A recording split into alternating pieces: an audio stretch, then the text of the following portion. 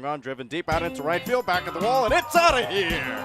The first home run of the Southern Ohio Copperheads season comes off the bat of Ben Rushing. Breaking ball line towards third base, diving is Daniel Cruz. He makes the catch. Wow, what a play. Gets green light swinging, 3-0. Drives one deep out into left field, back at the wall. It is out of here.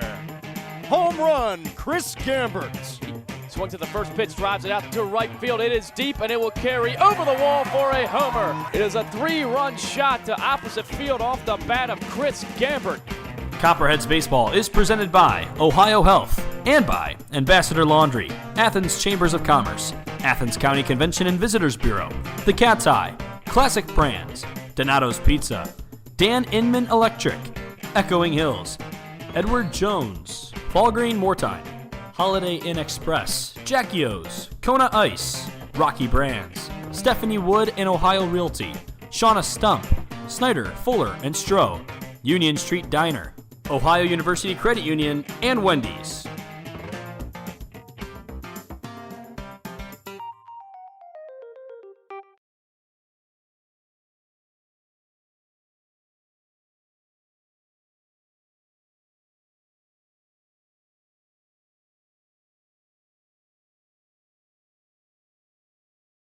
Players from the Ohio Thunder and Ohio Elite Baseball Team.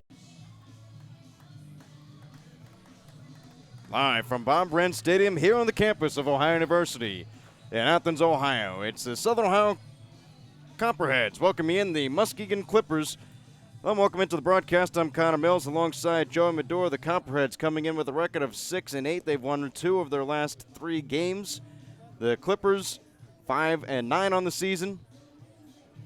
And for the Copperheads, first winning streak, first back-to-back wins on the season for them. First pitch was thrown by members of Ohio Thunder and the Ohio Elite Little League teams. It'll be Joe Methner on the mound for the Clippers, and for the Copperheads, Jackson Mandela. Yep, Jackson Mandela. This will be his fourth start on the year now, as he was the opening day starter a while ago and been one of the many arms to talk about for the Copperheads. The 2.29 ERA over 18 1/3 innings pitched. 17 strikeouts, 5 walks, 15 hits, 7 runs, 6 earned, as he got slapped with the loss in his last outing, so he'll look to rebound after giving up 5 runs over 7 innings against the Hamilton Joes in his last outing. But the Copperheads trending in the right direction. A slow start at 4-8, but they've won these last 2 ball games here. Looked real good doing it. The bats have been alive. They've hit 4 homers in the past 2 ball games, so a lot to build on right now as the season seems to be taking a turn for the better here over these past couple games. 5 RBIs yesterday for Zion Avery and 2 home runs. So big bat. He's back in the lineup today as a designated hitter. We'll take a quick break before the national anthem. Right now, 77 degrees and mostly sunny out here in Athens, Ohio. We'll be right back on the Copperheads Media Network, presented by Ohio Health.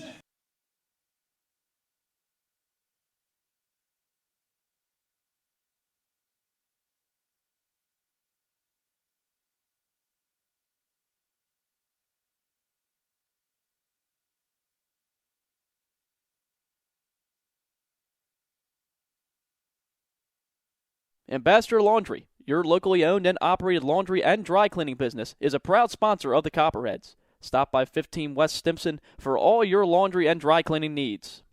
It's a grand slam when you shop locally. Look for the Athens Area Chamber of Commerce logo and be sure to support the businesses that support the Athens Sandlot, our very own Copperheads, and our community. Love Athens. Keep it local, because together we make a difference. The fun is just beginning in Athens, Ohio. Outdoor concerts and festivals, rails and trails, a 30-mile meal, and the funky vibe of uptown Athens and Court Street, Ohio's most eccentric half-mile. The best road trip starts at AthensOhio.com, the region's most comprehensive site for maps, shopping, and dining directories, and events calendar. Visit AthensOhio.com and start planning your next adventure. Classic Brands, Budweiser, and Yingling are all proud supporters of Copperheads Baseball. Please drink responsibly and always use a designated driver. Responsibility matters. Donato's is the exclusive pizza provider of the Southern Ohio Copperheads. With toppings loaded from edge to edge, Donato's Pizza will be sure to satisfy your hunger. Located at 688 East State Street in Athens, make Donato your pizza of choice today. Order by calling 740-529-5049 or order online at donatos.com. Southern Ohio Copperheads would like to show our support for Echoing Hills. Echoing Hills provides individuals a place to call home and a comfortable and safe environment where they can achieve their dreams surrounded by supportive friends and staff. For more information, contact them at 740-594-3541. Fall Green Mortine, one of the nation's leading integrated marketing and communication firms, prides itself on hiring the best and brightest graduates from across the country each year. In fact, the company is home to many Ohio University alumni. For more details on internships and employment opportunities, visit www.fallgreenmortine.com. You'll be living the life if you stay at the Holiday Inn Express with a free complimentary breakfast, high-definition televisions in all the rooms, and free Wi-Fi, in addition to being the only non-smoking hotel in Athens. Live the life, Holiday Inn Express. Fans, Jackie O's Pub and Brewery is the official pregame and postgame hangout for the Copperheads. Be sure to meet us there before and after every game. From your pint to your plate, Jackie O's proudly presents over 40 beers on draft, produced right here in Athens. Newly remodeled public house and kitchen menu, uptown in-house bakery, 22-acre farm and taproom facility lunch specials, and locally. This is Jackson Mandela. I'm from Milwaukee, Wisconsin, and this is your Copperhead Media Network. Mandela out on the mound for the Southern Ohio Copperheads warming up. And we'll throw it to Joey Medor for the starting lineups and starting pitchers. Well, it's Austin Efrid leading off, playing shortstop. For the Clippers, Nolan Bryant, second base, batting second. Third, Shane Easter, batting cleanup. Micah Allen, DHing and batting fifth. Trey Morris behind the dish. Batting sixth, Cooper Peterson. In right field, batting seventh, Noah Hecht. In center field, batting eighth, Ty Olsznik. And batting ninth, Josh Holt Jr.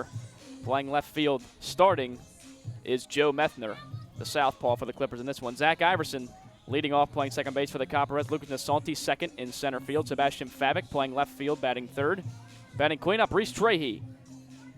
In right field, batting fifth is DH Zion Avery, as he had 2 homers, 5 RBIs yesterday. Scott Combs, 6. Ben Rushing, 7. Tanner Glass, 8th. And Phil Glasser will bat 9th as we throw it back over to Connor for the first pitch. Well, Copperheads looking to stay perfect in interdivision play. 2-0 entering the day as Mandela toes the rubber. And it's time for Copperheads baseball. First pitch is taken low for ball 1 to Austin Elfrid. For Elfrid on the season, batting .233, has 7 hits and 30 at-bats. 1 extra base hit for a double as he checks his swing, and he does go around, so says the base umpire Scott Bonner. Umpiring crew, Bonner and Clark Husky behind the plate as one is in for a called strike. 1 ball, 1 strike, or 2 balls and 1 strike. And there's Mandela from the windup, ready and deals. Fastball misses low. Scoreboard has it as 2-2. Waiting to see what plate umpire Clark Husky will have the count at. We'll say it's 2-2 right now as a ground ball over towards second baseman Iverson. He has it, throw over to first in time for the first out here in the top of the first inning. We'll go through the defensive alignment for the Southern Ohio Copperheads. Out in left field, Sebastian Fabic, Lucas Nasanti in center. Reese Trahey is out in right. From left to right in the infield, Ben Rushing at third. Phil Glasser is at short. Zach Iverson, second baseman. And Tanner Glass making his second start at first base. Mandela's on the mound. Scott Combs behind the plate as a fastball rides low to Nolan Bryant for ball 1. For Nolan Bryant, 16 hits in 51 at-bats as they swing and a foul back to the netting. 1-1. Has a .314 batting average, 7 runs scored, and 3 doubles. 6 RBIs, has walked 12 times and struck out 11. Has a 1-1 for Mandela, swung on and another fouled straight back. Mandela's ahead of the count, 1-2. Yesterday's game for Nolan Bryant went 1 for 4 with a walk. Lowered his batting average from .319 to .314. As Mandela's ready from the windup, and he deals. Curveball misses outside. 2 balls and 2 strikes. Yeah, didn't really get on top of that curveball there. Kind of slipped out of the side of his hand. On that pitch, it stayed up. 2-2, ground ball over towards the hole on the right side. First baseman Tanner Glass flips it over to the pitcher Jackson Mandela, who's covering first base. Ball wasn't fielded cleanly by Glass, but he got the job done. That he did, and another great start here for Mandela. 2 lazy ground balls to start off the ball game. As he's very good at mixing up his spots, going in and out, up and down. Doesn't stay in the heart of the plate where he can get hurt very often. Mandela from Grafton, Wisconsin, and McHenry County College. 0-2 on the season with a 2.29 ERA. Has appeared in 3 games, started all 3. As the first pitch is low inside to Shane Easter. For Mandela, now has pitched 19 innings this season, has 17 strikeouts and 5 walks, giving up 15 hits. As the 1-0 misses, 2 balls and no strikes. Mandela in his last start went 7 innings, allowed 5 runs, 4 were earned against the Hamilton Joes. As a ground ball over towards the first base side goes foul. 2 balls and 1 strike now.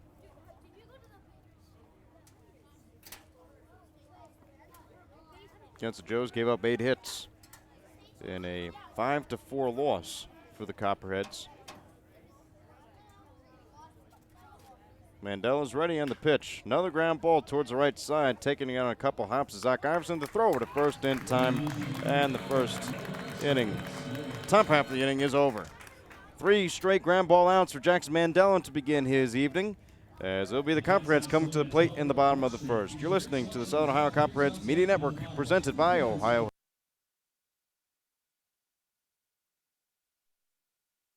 Fans, Jackie O's Pub and Brewery is the official pregame and postgame hangout for the Copperheads. Be sure to meet us there before and after every game. From your pint to your plate, Jackie O's proudly presents over 40 beers on draft, produced right here in Athens. Newly remodeled public house and kitchen menu, uptown in-house bakery, 22-acre farm and taproom facility lunch specials, and locally sourced dinners, 7 days a week. 100-plus person outdoor patio, uptown. Learn more at JackieO's.com, Instagram, or Facebook today. After the game, be sure to stop by Jackie O's Uptown or the tap room on Campbell Street. Just because the game ended doesn't mean your night has to. Jackie O's, the official pregame and postgame sponsor of your Copperheads. Don't forget to stop by Kona Ice behind the press box on the third base side, locally owned and operated by Rich Hayes of Athens. They offer tropical shaved ice in an assortment of flavors, and be sure to ask about their fundraising opportunities. Rocky Brand is so much more than you think. Rocky Brand is a global leader in the footwear and apparel market with over 1,500 distributors of Rocky, Georgia Boot, and Durango brands nationwide. Rocky Brand designs, develops, and markets hard-working boots, outdoor footwear, and apparel designed for every pursuit and fashionable women, footwear that invites you to live a little on the edge. And they do it all right here in Southeast Ohio. To see the whole Rocky Brand story, go to rockybrands.com. This is Austin Dunphy, the manager with the Southern Ohio Copperheads, and you're listening to the Copperheads Media Network. Bottom of the first inning, it'll be Zach Iverson, Lucas Nasanti, and Sebastian Fabic all due up for the Southern Ohio Copperheads as they look to get their 3rd straight win today against the Muskegon Clippers. Copperheads are slowly climbing back to that 500 mark at 6-8 so far in the season. It's been an up and down affair for them all year long. But for Zach Iverson, he's been pretty well out on the mound and has done exceptionally well at the plate. First pitch to Iverson, first pitch swinging on a high fastball, grounds it over to second base, and the throw to first is in time for the first out. 1 pitch, 1 out for Joe Methner. And for Methner on the season, he has a 1.23 ERA, but this is his first game started on the season. Does have a save, only 5 2/3 innings pitched to make it 6 now. 7 strikeouts on the year, 3 walks, and has allowed 5 hits. Last outing came on the 18th against the Cincinnati Steam, where the Clippers lost to the Steam 8-5. As the first pitch into Lucas Nasanti, is a breaking ball that misses outside for ball 1. For Nasanti, batting .310 on the season, has 9 hits and 29 at-bats as he watches the fastball go by for a called strike, 1-1. Nasanti from Warren, Ohio, and Youngstown State. 5 runs scored, 3 RBIs. Does have 3 extra base hits, all for doubles. Fastball misses low, 2 balls and a strike to Lucas Nasanti. Of course, the last time we saw him play, he had 2 of those 3 doubles that he has on the season. Had a big day, went 3 for 5. As Copper has been breaking out here. On the windup, the lefty deals low, ball 3. 3-1 the count, with only 1 out. As Joe Methner, lefty deals, fastball misses inside, ball 4. First walk allowed on the day, first walk and base runner of the game for either team. And for Nasanti, his 4th walk of the season. Getting the day off yesterday was Sebastian Fabik. Fabik was on a tear in the beginning of the season, batting close to 500, is now closer to 400, batting .408 on the season. Has 20 hits and 49 at-bats.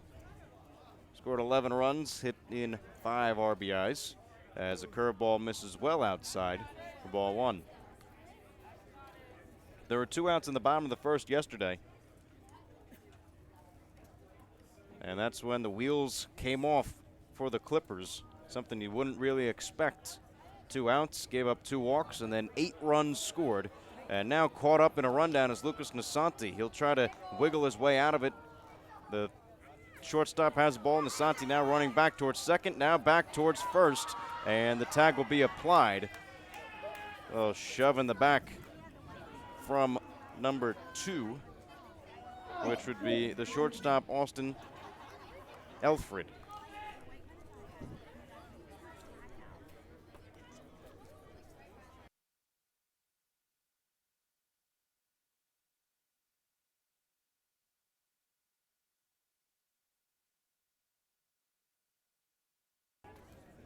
So Eifert applying the tag as Sebastian Fabik now bats with 2 outs here in the bottom of the first inning with no score between the Copperheads and the Clippers.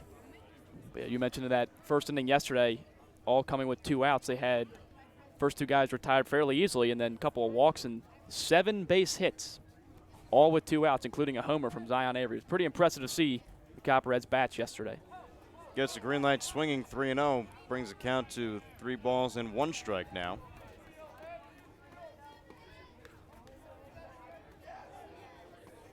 For Fabik, 6 doubles on the season, he's walked and struck out 8 times each, and this one will be called a strike as Fabik was ready to toss the bat away and take his base, but instead it'll be a 3-2 count with 2 outs here in the bottom of the first inning.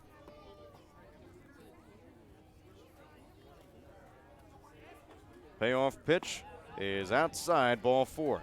So it would have been back-to-back walks, where Lucas Nasanti was caught up on a ball that was in the turf and got erased on the base paths.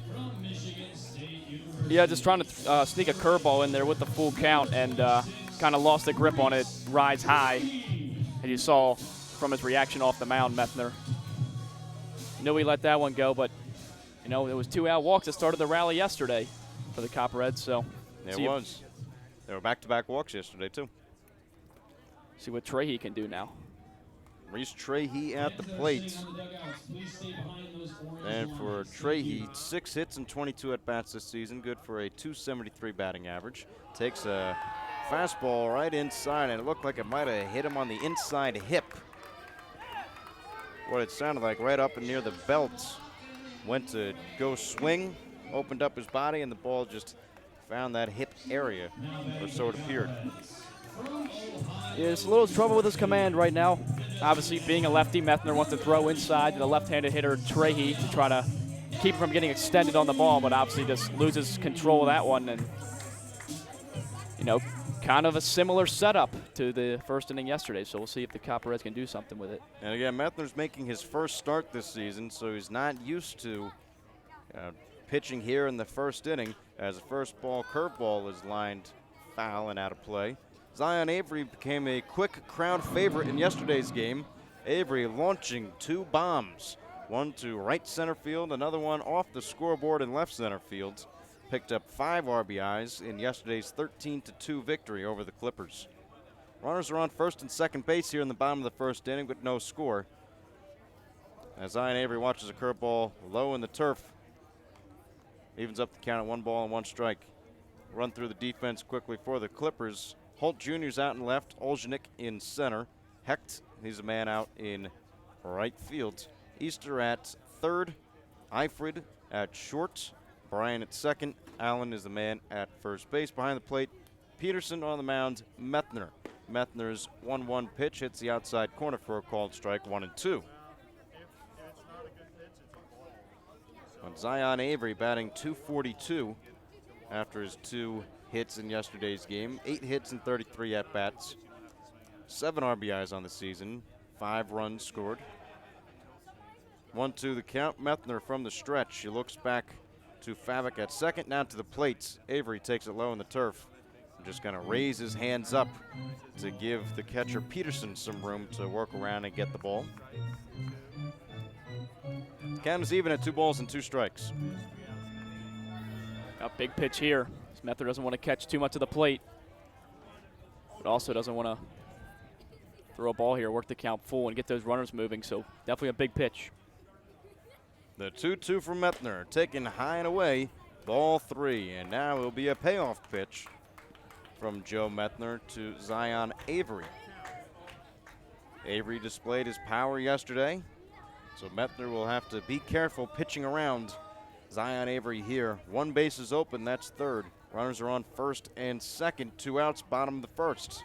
No score. Methner back to second. The payoff pitch swung on, line drive foul, and right back at the netting. Almost near where Homer is, entertaining some young fans on top of the dugouts. To our right, the dugout for the Muskegon Clippers. Yep, Little League Day at the ballpark, so a lot of kids coming out to support the Copperheads. There's also sponsored by the Athens Fire Department. The 3-2. Curveball line high out into right center field. Moving over is the center fielder Oljanik. He'll take it a couple steps in front of the warning track to make the third and final out here in the bottom of the first. So the Copperheads, even though they had 2 outs and a couple runners on base, they do not score 8 runs here in the bottom of the first. No runs, no hits, no errors, 2 left on base. Top of the second coming up next on the Copperheads Media Network, presented by Ohio Health.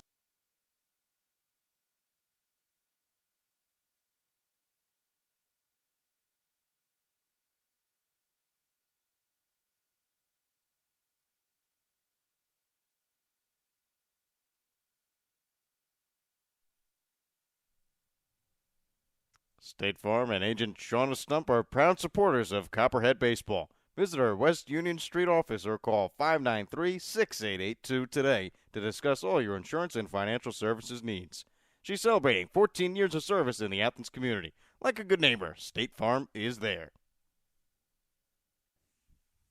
Snyder, Fuller & Stroh is one of the premier financial and insurance firms in the region. If you have questions regarding your financial, insurance, or employee benefit package, please call Mark Snyder, Jim Fuller, or Dan Stroh at 740-594-8385 or visit them online at www.snyderfullerstroh.com. That is SNIDERFULLERSTROH.com. This is Jackson Mandela. I'm from Milwaukee, Wisconsin, and this is your Copperhead Media Network. Mandela out on the mound for his second inning of work. Started for today's game for the Copperheads, as he'll have to go through Micah, Allen, Trey Morris, and Cooper Peterson here in the top of the second inning. No score between the Copperheads and the Clippers. No hits for either team, as Mandela went 1-2-3 in the top of the first. All ground ball outs towards the right side. 2 to second base and 1 to the first baseman, Glass. Flipped it over to Mandela for an out. As the first pitch to Micah Allen is another ground ball, this time to the shortstop Glasser. He takes it, the throw right on the mark for the first out. So 1 pitch and 1 out for Jackson Mandela, effective through 1 1/3. Yeah, I think he'll definitely take 4 ground ball outs to open up the ball game as Mandela. We've seen a lot of this season has been a ground ball pitcher, not been the biggest strikeout guy like Cesaro and Iverson, but they make contact, they hit it on the ground, and the infield makes plays. First pitch called strike to the designated hitter, Trey Morris. Morris was the catcher in yesterday's game. As for Morris, batting .288 on the season, as another ground ball out, backhanded by the first baseman Glass. The throw is a little bit low to Mandela, covering on the little underhand toss, but he gets there in time. And just like that, there are 2 outs here in the top of the second inning. Just keeps on pitching to contact. Yeah, and that was a nice play there as Glass, as you mentioned, the throw was low, but on the run, Mandela able to bend down there, make the play, still step on the bag, and have Morris retired. So nice play off the mound there by the pitcher, fielding the position. And we're talking about all these ground ball outs as the first pitch is in for a called strike, 0-1 to the batter, Cooper Peterson. Copperheads on the season are second best fielding team in the GLSCL. Only 13 errors. As a ground ball, this one to the shortstop. Glasser takes on a high hop, the throw on the move in time, and the side is retired. So all ground ball outs as Jackson Mandela has been able to go 1, 2, 3, 4, 5, 6 as we enter the bottom of the second inning. You're listening to the Southern Ohio Copperheads on the Copperhead Media Network, presented by Ohio Health.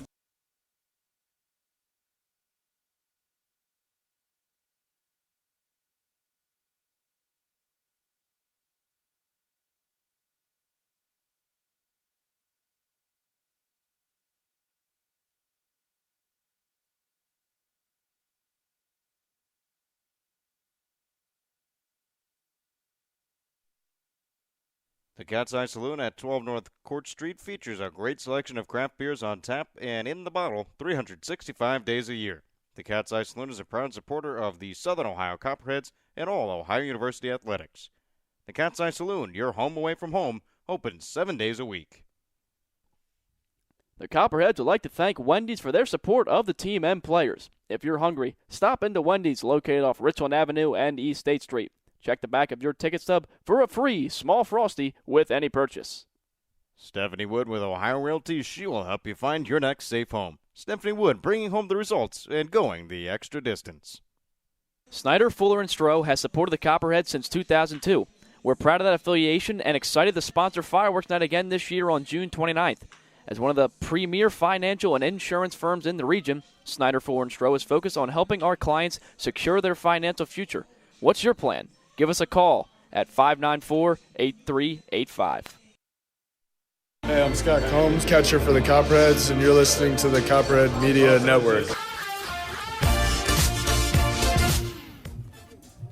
Bottom of the first look like the bottom of the first in yesterday's game. However, the one big difference, 8 runs were not scored with 2 outs in the inning as Zion Avery flew out to center field instead of popping one over the right center field fence.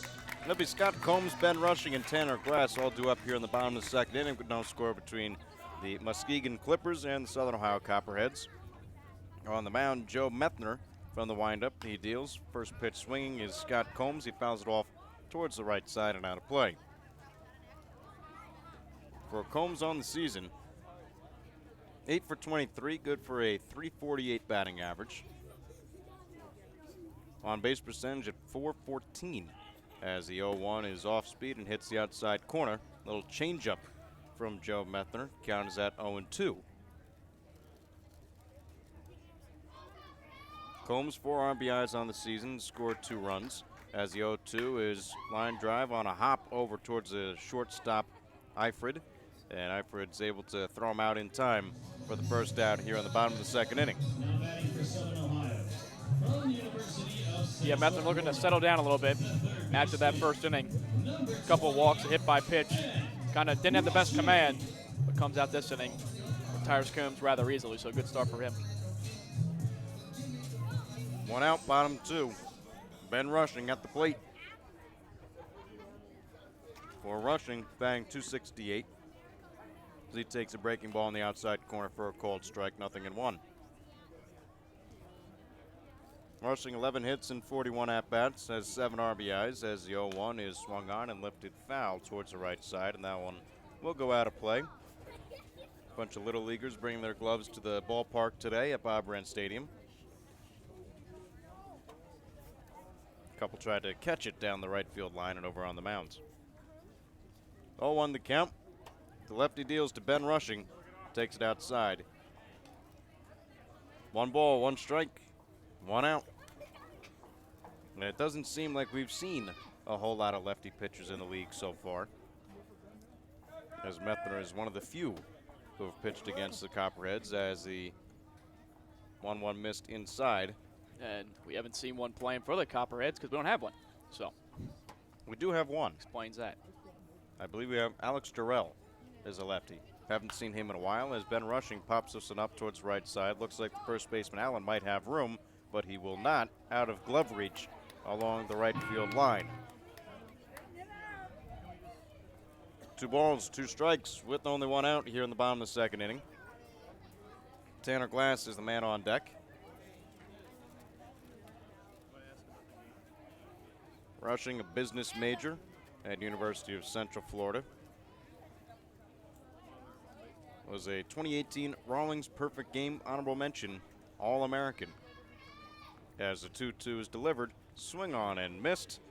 Tag applied right at home plate from the catcher Peterson. First strikeout of the day for either team. Yeah, nice little breaking ball there with 2 strikes to get Rushing well out in front, got him to chase it. So good pitch there from Methner, looking a little more calm after a bit of a rocky first inning. There's 16 strikeouts on the year for Ben Rushing, as Tanner Glass will stand in from the right side. Glass, relatively new to the team, only has 13 at-bats, batting .231 on the season, as he watches his first pitch right high and away for a ball, 1-0. Glass from Petersburg, Michigan, and Southern Wesleyan. As the 1-0 is swung on and fouled straight back. 1 ball, 1 strike.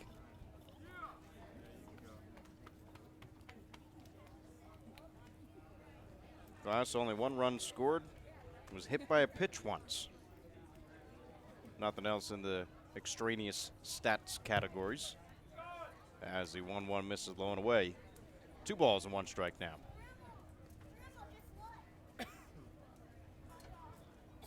Outfield straight away, infield playing back. 2 outs here in the bottom of the 2nd inning with no score. From the windup, Joe Methner. 2-1 is a ground ball taken on a couple hops by the shortstop Eifrid. He throws over to first in time, and the side is retired. So a 1-2-3 inning here in the bottom of the 2nd inning. No runs, no hits, no errors, nobody left on base, no score.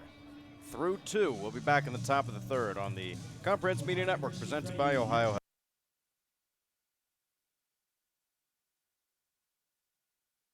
Ambassador Laundry, your locally owned and operated laundry and dry cleaning business, is a proud sponsor of the Copperheads. Stop by 15 West Stimson for all your laundry and dry cleaning needs. It's a grand slam when you shop locally. Look for the Athens Area of Commerce logo and be sure to support the business that support the Athens Sandlot, our very own Copperheads, and our community.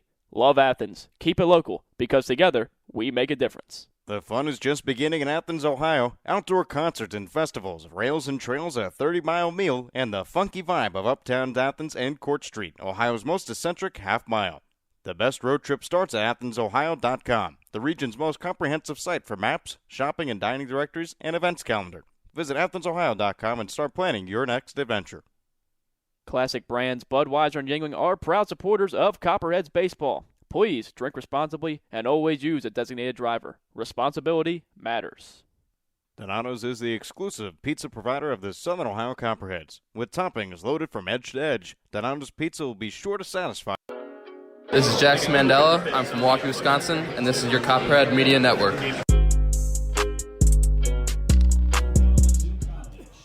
No score, top of the 3rd inning between the Clippers and the Copperheads. Jackson Mandela remains out on the mound. It'll be Noah Hecht, Ty Olsznik, as that foul ball just goes right back. It is caught over in the Baumholt section by a snake wrangler right in front of us. Closest ball that's ever come into the press box area. Yeah, good thing it didn't, because I wasn't looking. Now we might have to bring our gloves next time. 0-1 count to Noah Hecht as he fouls another one straight back. 0-2. For Noah Hecht, on the year, 4 hits and 19 at-bats, batting .211 coming into this at-bat. 2 RBIs, has walked once and struck out 3 times.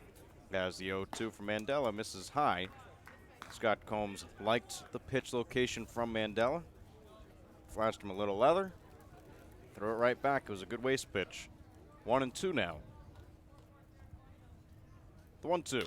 Ground ball again. Shortstop. Glasser over to Glass. First out here in the top of the third.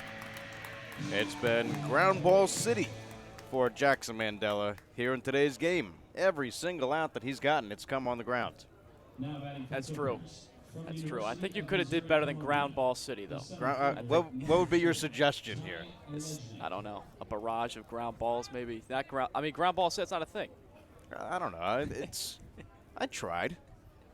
First pitch misses high and away to try. A for effort. A for effort. We are on a college campus. I'll take the A. Just that doesn't come with any college credits, though, does it? No. Didn't think so. Fastball hits the outside corner for a called strike. Evens up the count at 1 ball and 1 strike to Tyler Olsznik. Olsznik from Minneomi Falls, Wisconsin. University of Missouri, Columbia, as a fastball misses outside. 2 balls and a strike now. Olsznik has 10 hits and 36 at-bats, 3 extra base hits, all for doubles. 4 RBIs, has walked 9 times, struck out 18. Has a .278 batting average as the fastball hits the outside corner. Count is even at 2 balls and 2 strikes. We will see what this batter can do. If he will A, ground out, B, strike out, C, get a hit as a 2-2 misses outside, or D, have a walk. If you answered A to any of the other batters, well, you would have been correct. It's all ground balls. That'd be a long multiple choice question for the amount of things you can do in an at-bat.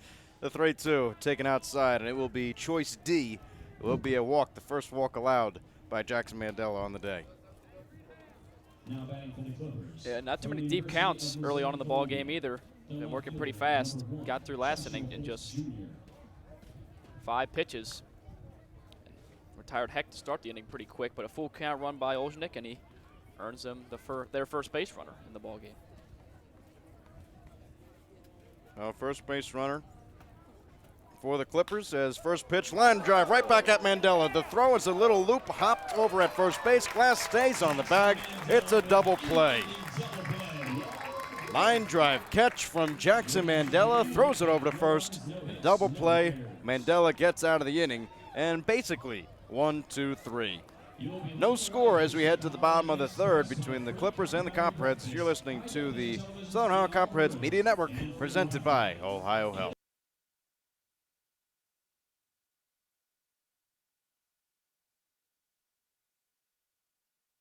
Donato's is the exclusive pizza provider of the Southern Ohio Copperheads. With toppings loaded from edge to edge, Donato's Pizza will be sure to satisfy your hunger.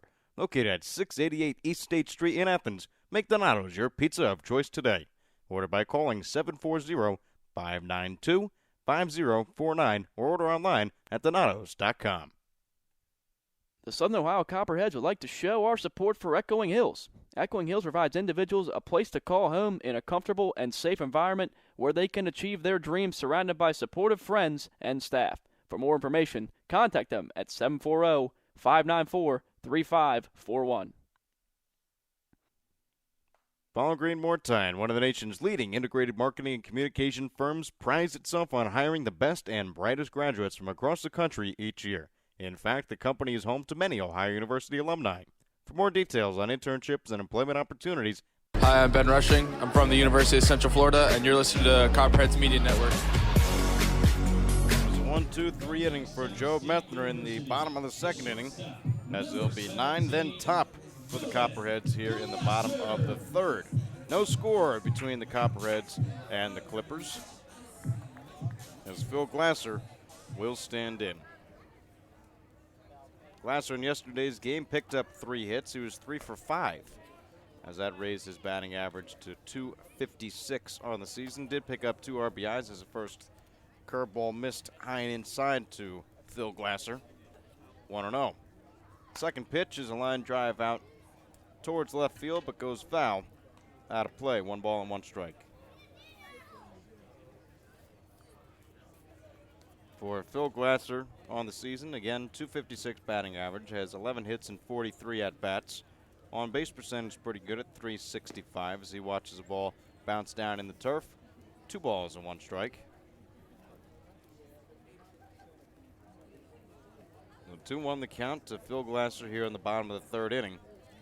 As the pitch from Methner is off speed and low for ball 3. Methner went 1-2-3 in the bottom of the 2nd, so he did not allow a walk since the 1st inning, as he's behind in the count, 3-1. The pitch, line drive out into right field. That's going down into the corner, and they'll get down for an extra base hit. Rounding first and heading for second is Phil Glasser, and he will go in standing. The ball now just being thrown into the infield. Phil Glasser with the leadoff double here in the bottom of the 3rd inning, as that's the first hit for either side in today's game. Yeah, pretty big first hit. Gets his hands inside the baseball on the 3-1 pitch on the part on the inside and just ropes it down that right field line. Phil Glasser starting to heat up here over these past couple games. Now hits in 3 consecutive. Well, for Phil Glasser, his 3rd double of the year, and now the lineup turns over to Zach Iverson. And Iverson, who's been pretty good with the bat himself, 8 hits and 24 at-bats for a .333 batting average as he watched the first one go in for a called strike, 0-1. Iverson today is 0 for 1, grounded out to second base in his first at-bat. And now he bats with a runner in scoring position, looking to pick up his 3rd RBI of the season and the first run scored in the game. Methner's 0-1 is a ground ball over towards the right side into the hole. Second baseman Bryant has it. The throw to first in time. But it does move over. The runner on second, Phil Glasser, is now on 3rd on the ground out. And Lucas Nasanti, who walked but then was caught stealing. Wasn't really a caught stealing, just a ground ball or a pitch that hit the turf. Catcher blocked it. Peterson made a nice throw to first, and Nasanti was caught in a rundown. Yeah, talk about Iverson. That's a productive out right there, able to drive that ball to the right side of the infield. Glasser easily moves up. Now just fly ball will get him in. Well, a low looping ball didn't go anywhere. Over towards short, caught in the glove of Eifrid. As 1 pitch, and now 2 outs here in the bottom of the 3rd. So a leadoff double for Phil Glasser. Zach Iverson moved him over from 2nd to 3rd, and then Lucas Nasanti had a shallow pop-up in the infield to the shortstop Eifrid, and now it'll be tasked to Sebastian Fabic to try to get the runner in. Fabic today walked, reached second base as the first pitch rides outside for a ball, 1-0. For Fabic, that was his 9th walk of the season. As the 1-0 is delivered, a fly ball in foul territory ranging over near the dugout for the Clippers. It bounces right on top over the merchandise tent down the right field line and out of play. 1 ball, 1 strike with 2 outs here in the bottom of the 3rd inning. Runner in scoring position for the Copperheads. The furthest a runner has gotten so far in today's game. And Sebastian Fabic will look to get a hit today. Took a break in yesterday's game, was not in the starting lineup as a 1-1 from Methner is taken inside for a ball. 2 balls and 1 strike with 2 away. Should Fabic extend the inning, it'll be Reese Trahey, who was hit by a pitch. He's on deck. 2-1. Line drive out into right field. That is fair ball down the line. Sebastian Fabic rounding first. He'll head for second. Trotting in and scoring is Phil Glasser. It's an RBI double for Sebastian Fabic. The Copperheads have a 1-0 lead.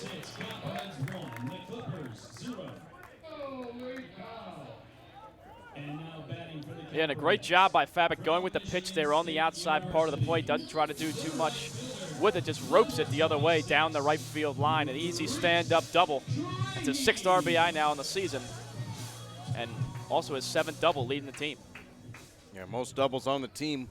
You said it's 7, as Reese Trahey will now look to get an RBI. For Fabic, that was his 6th RBI of the season, as the fastball is on the inside corner for a called strike, 0-1. Trahey again was hit by a pitch in the first inning. That's the way that he reached the base paths.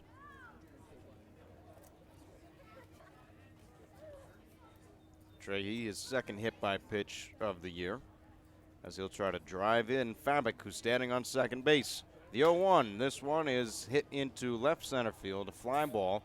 Center fielder ranges over into left center and makes the catch. Olsznik corrals it, and 3 outs are made here in the bottom of the 3rd, but not before the Southern Ohio Copperheads have a 1-0 lead over the Muskegon Clippers off a RBI double from Sebastian Fabic. We'll be right back on the Southern Ohio Copperheads Media Network, presented by Ohio Health.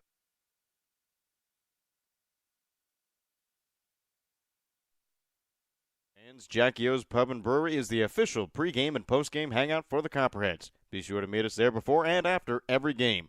From your pint to your plate, Jackie O's proudly presents over 40 beers on draft, produced right here in Athens. Newly remodeled public house and kitchen menu, uptown in-house bakery, 22-acre farm and taproom facility lunch specials, and locally sourced dinners 7 days a week. 100-plus person outdoor patio, uptown. Learn more at jackios.com. Instagram or Facebook today. After the game, be sure to stop by Jackie O's Uptown or the tap room in Campbell Street. Just because the game ended doesn't mean your night has to. Jackie O's, the official pregame and postgame sponsor of your Copperheads. Don't forget to stop by Kona Ice behind the press box on the 3rd base side. Locally owned and operated by Rich Hayes of Athens. They offer tropical shaved ice in an assortment of flavors. And be sure to ask about their fundraising opportunities. This is Austin Dunphy, the manager with the Southern Ohio Copperheads, and you're listening to the Copperheads Media Network. Top of the 4th inning, middle innings. We'll throw it over to Joey Madure for the play-by-play duties. Well, thank you, Connor. Jackson Mandela now on for his 4th inning, yet to allow a hit in the first 3 innings, but the first pitch of the top of the 4th inning runs inside and hits Josh Holt Jr., Austin Efred. From Davenport University, the 2nd baseman, number 5, Nolan Bryant. So Efred gets plunked on the first pitch this inning. And there's a leadoff base runner for the first time in this game for the Clippers. Now Nolan Bryant digs in. The pitch taken outside for a ball, 1-0.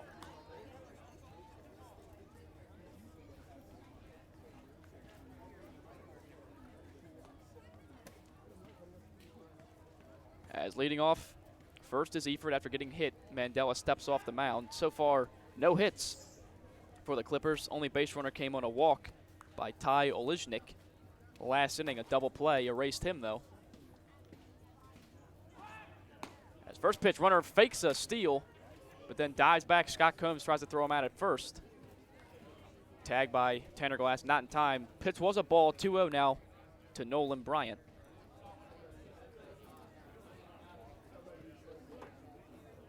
As Copperheads pointed a run in the bottom of the 3rd on an RBI double from Sebastian Fabic, as the 2-0 pitch is fouled back into the netting by Nolan Bryant, 2-1.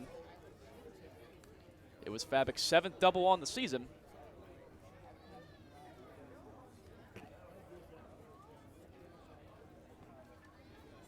As Mandela comes set.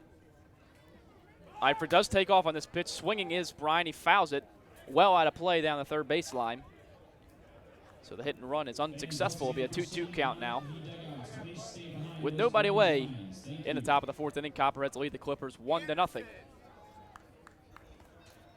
As they look to take both games in this 2-game set with the Clippers after winning 13-2 in last night's ball game.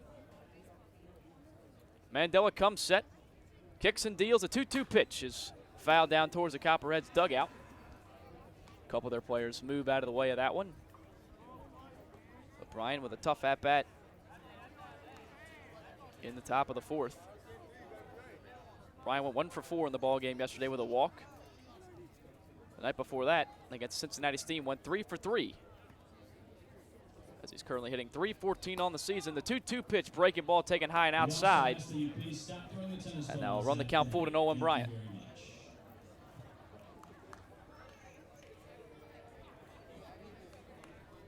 Now Mandela looking to avoid his second walk.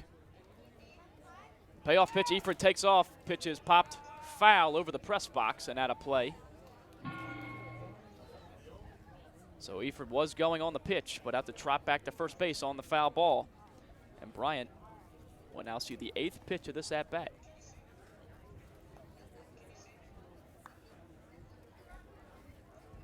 Mandela hasn't recorded a strikeout yet. As full count pitch, Eifert takes off again, and again fouled away down the third baseline by Nolan Bryant. So a tough out is Bryant with a runner on first, nobody down in the top of the fourth.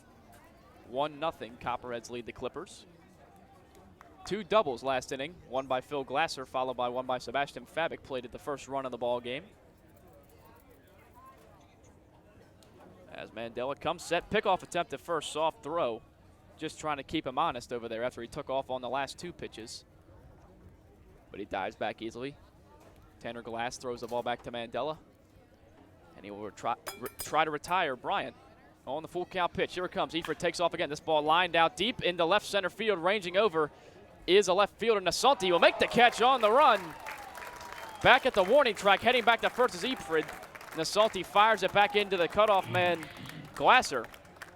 But a nice show of range by Lucas Nasanti out in left center field. He makes the catch back at the track on the run, and there's one away now in the inning. For the Clippers, from Eastern Michigan University, the third baseman, number 8, Shane Easter. So loud contact there from Bryant, but he's retired. Now the 3-hitter Shane Easter digs in. Easter grounded out to second base in his first at-bat. As Eifert was going on the pitch, he was actually rounding second base by the time Nasanti caught the ball. The runaway back. Now a bunt attempt from Easter. It gets by Mandela on the mound, and Ben Rushing will just eat it, pick it up. So it'll be a bunt single for Shane Easter, the first hit on the day for the Clippers. And now there's 2 runners on with 1 out in the top of the fourth. Copperheads holding on to a 1-0 lead. Micah Allen, the first baseman, digs in. He's 0 for 1, grounded out to short in his first at-bat. From Ashland University, the first baseman, number 27, Micah Allen.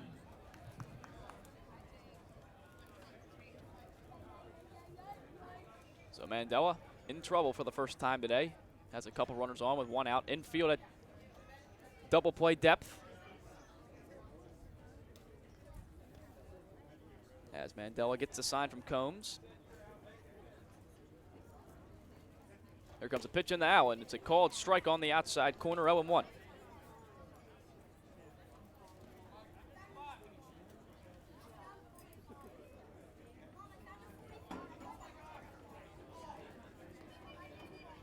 As Micah Allen was a DH in the ball game last night. The pitch checked his swing.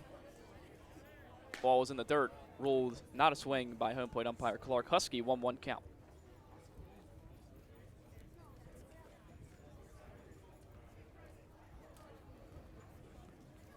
Allen comes into the game batting .302.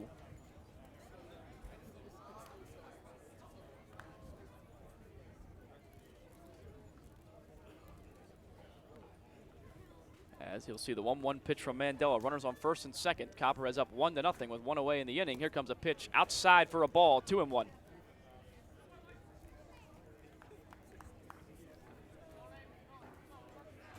As Micah Allen from Cincinnati, Ohio, goes to Ashland University. He's a sophomore. 2-1 pitch from Mandela is taken low for a ball, 3-1. And now threatening to load the bases are the Clippers, with 1 away here in the top of the fourth. Mandela comes set. Here comes a 3-1 pitch. It'll miss low and outside for a ball. Second walk issued by Mandela. First in the inning. And now the bases will be loaded with just one away for Trey Morris at DH. Well, control has been a little bit of an issue for Mandela here in the inning. A hit by a pitch and a walk. He's got himself in some trouble with 2 outs, but as you saw in just the last inning, he's capable of getting that double play, even if he has to turn it himself. So now Trey Morris digs in with a chance to tie the ball game up, if not give his team the lead. As for Mandela, just the 7th walk issued as the first pitch into Morris is a called strike. 0-1, but this is 7th walk on the season. He's had 2 in these past 2 innings now. It's Eifert off of, as pitch misses way outside, 1-1. Eifert off third base, Shane Easter at second, Michael Allen at first, 1 away in the inning. As the only hit was a bunt single by Shane Easter. The other 2 reach on a hit by pitch and a walk. Pitch catches the outside corner. Trey Morris didn't like the call. He takes a step out of the box. It'll be a 1-2 count into him. Well, this will be a big out here should Mandela be able to get it. And all you need is a fly ball or a ground ball. The 1-2 pitch, bases loaded from the windup. Jackson Mandela deals it, breaking ball line, foul down the right field line. So some hard contact there from Morris, but unable to keep it fair. And the count will remain 1-2.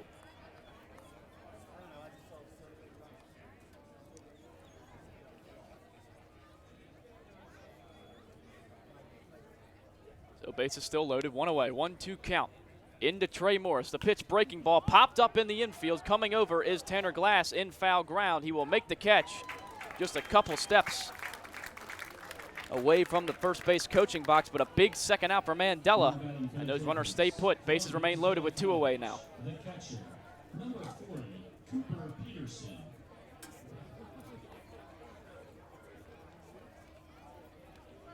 Now it's Cooper Peterson, the catcher, looking to capitalize for the Clippers in this situation. Peterson grounded out to short in his first at-bat. Did not play in the ball game yesterday.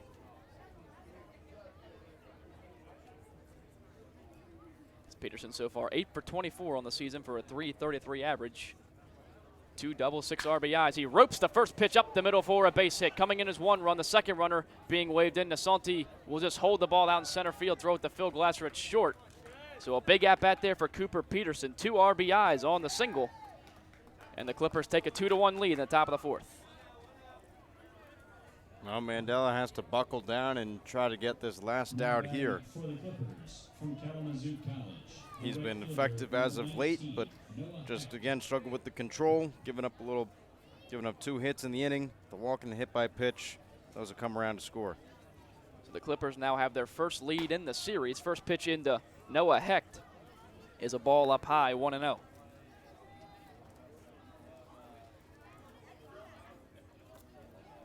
Mandela looking to limit the damage, keep the deficit at 1. Still runners on first and second, 2 away. Clippers now lead at 2-1 over the Copperheads. The 1-0 pitch taken inside and low by Hecht for a ball, 2-0.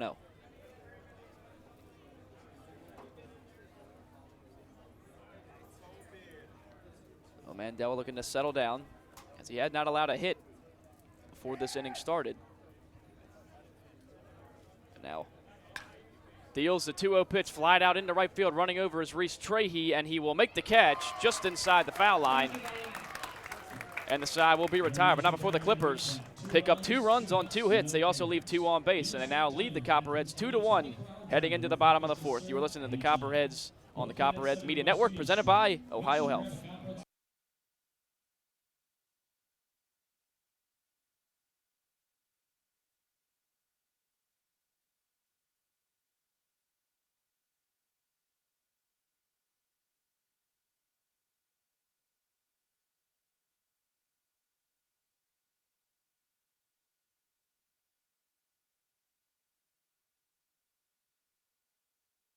Ambassador Laundry, your locally owned and operated laundry and dry cleaning business, is a proud sponsor of the Copperheads. Stop by 15 West Stimson for all your laundry and dry cleaning needs. It's a grand slam when you shop locally. Look for the Athens Area of Commerce logo and be sure to support the business that support the Athens Sandlot our very own Copperheads, and our community. Love Athens. Keep it local, because together we make a difference. The fun is just beginning in Athens, Ohio. Outdoor concerts and festivals, rails and trails, a 30-mile meal, and the funky vibe of uptown Athens and Court Street, Ohio's most eccentric half-mile. The best road trip starts at AthensOhio.com, the region's most comprehensive site for maps, shopping and dining directories, and events calendar. Visit AthensOhio.com and start planning your next adventure. Classic brands Budweiser and Yuengling are proud supporters of Copperheads baseball. Please drink responsibly and always use a designated driver. Responsibility matters. Donato's is the exclusive pizza provider of the Southern Ohio Copperheads. With toppings loaded from edge to edge, Donato's Pizza will be sure to satisfy your hunger. Located at 688 East State Street in Athens, make Donato's your pizza of choice today. Order by calling 740-592-5049 or order online at donatos.com. Hi, I'm Zion Avery. I go to Ohio University. I'm first baseman catcher for the Copperheads, and you're listening to Copperhead Network. Zion Avery leading off the inning, followed by Scott Combs and Ben rushing, as the Copperheads will look to get the 2 runs that they gave up in the top of the 4th, now trailing 2-1 to the Clippers. First pitch is a breaking ball into Avery, and he'll take it for a strike, 0-1. The 0-1 pitch runs in and gets away from the catcher, Cooper Peterson. Avery bends out of the way of it. It'll be a 1-1 count. As it's still Methner out on the mound for the Clippers. The 1-1 pitch taken low and inside for a ball. 2-1 now to Zion Avery. Avery, the hero in the ball game yesterday, went 2 for 4 with 2 homers, 5 RBIs. His first 2 homers on the season. That's 2-1 in the Zion. Misses about the same spot as the last pitch did. Low and inside, 3-1. Methner in his first start on the year for the Clippers. The 3-1 pitch into Zion Avery. Swings and chops it out towards short. Fielded on the hop. Thrown on to first to retire Zion Avery. So he's now 0 for 2 on the day. And Scott Combs will dig in. Again, when we saw Zion struggling a little bit early on the season, every single ball he was hitting was going towards the right side. So now that he's starting to pull the ball a little bit better, you saw the results yesterday's game, hitting the 2 home runs. Things are looking brighter for Avery today. So Scott Combs 0 for 1 today, ground out to short in his first at-bat. First pitch from Methner into him, taken high and away for a ball, 0-1. Combs came in today batting .348 with a double, 4 RBIs. As the 1-0 is breaking ball, bends on the outside corner for a strike, 1-1. Combs has been the platoon catcher this year, catching every other day. Switching back and forth with Chris Gambert. The 1-1 pitch, foul back into the catcher Peterson. That'll be a 1-2 count now to Scott Combs. Well, it's nice to know that whatever catcher is behind the plate for the Copperheads, they are known to produce. You know, Gambert right now, I think his average dipped a little bit to .321 or just about. And entering into today, Scott Combs batting .340 something. So both catchers are finding success at the plate. Only one game that Combs has started, and he has not picked up a base hit. As he fouls off the 1-2 pitch down towards the Clippers dugout, it bounces and rolls now into right field. But Combs stays alive at 1-2. Scott now has hits in his last 4 ball games, not including today. His last 2 games he played in, he had 2 hits in. So looking to keep that streak alive here. Here comes the 1-2 pitch from Methner. It'll be taken low and inside for a ball, and the count runs even at 2-2.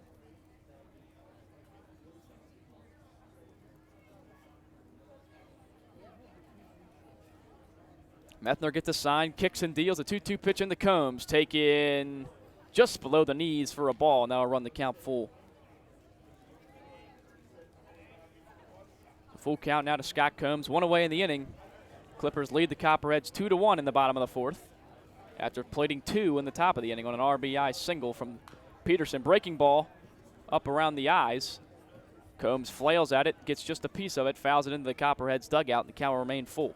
Anything that's going to look close, Scott Combs is going to try to put a bat on the ball just to stay alive. So the full count pitch once again into Scott Combs. It'll be taken low for a ball. Scott Combs works the walk, his 4th base on balls on the season. And the 3rd for Methner in this outing. And that was a 1-out base runner for Ben Rushing. Just a nice at-bat work by Combs, saw a lot of pitches, was working Methner here. And again, just to harp back on the fact that this is Methner's first start. Copperheads are going to try to have to knock him out at some point. Only a couple of hits so far for the Copperheads, 2 doubles by Glasser and Fabic. First pitch into Ben Rushing's a strike on the inside corner, 0-1. Rushing punched out in his first at-bat, the only strikeout for Methner so far in the ballgame. As Combs with a small lead off of first. The 0-1 pitch misses outside to Rushing, 1-1. And this is Methner's longest outing of the year. The longest he had gone previously was on the 15th, when an inning and 2/3. So getting the nod, the confidence to start for the Clippers. 1-1 pitch into Ben Rushing. Gets away from the catcher, Peterson. It's a ball. Scott Combs trots down to second base on the wild pitch. And now a runner in scoring position with just 1 away and a 2-1 count to Ben Rushing.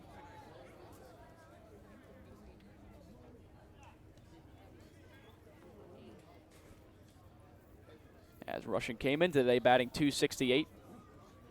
Went 1 for 4 in the ball game last night. Also scored 2 runs. Rushing has a base hit in his last 3 ball games played.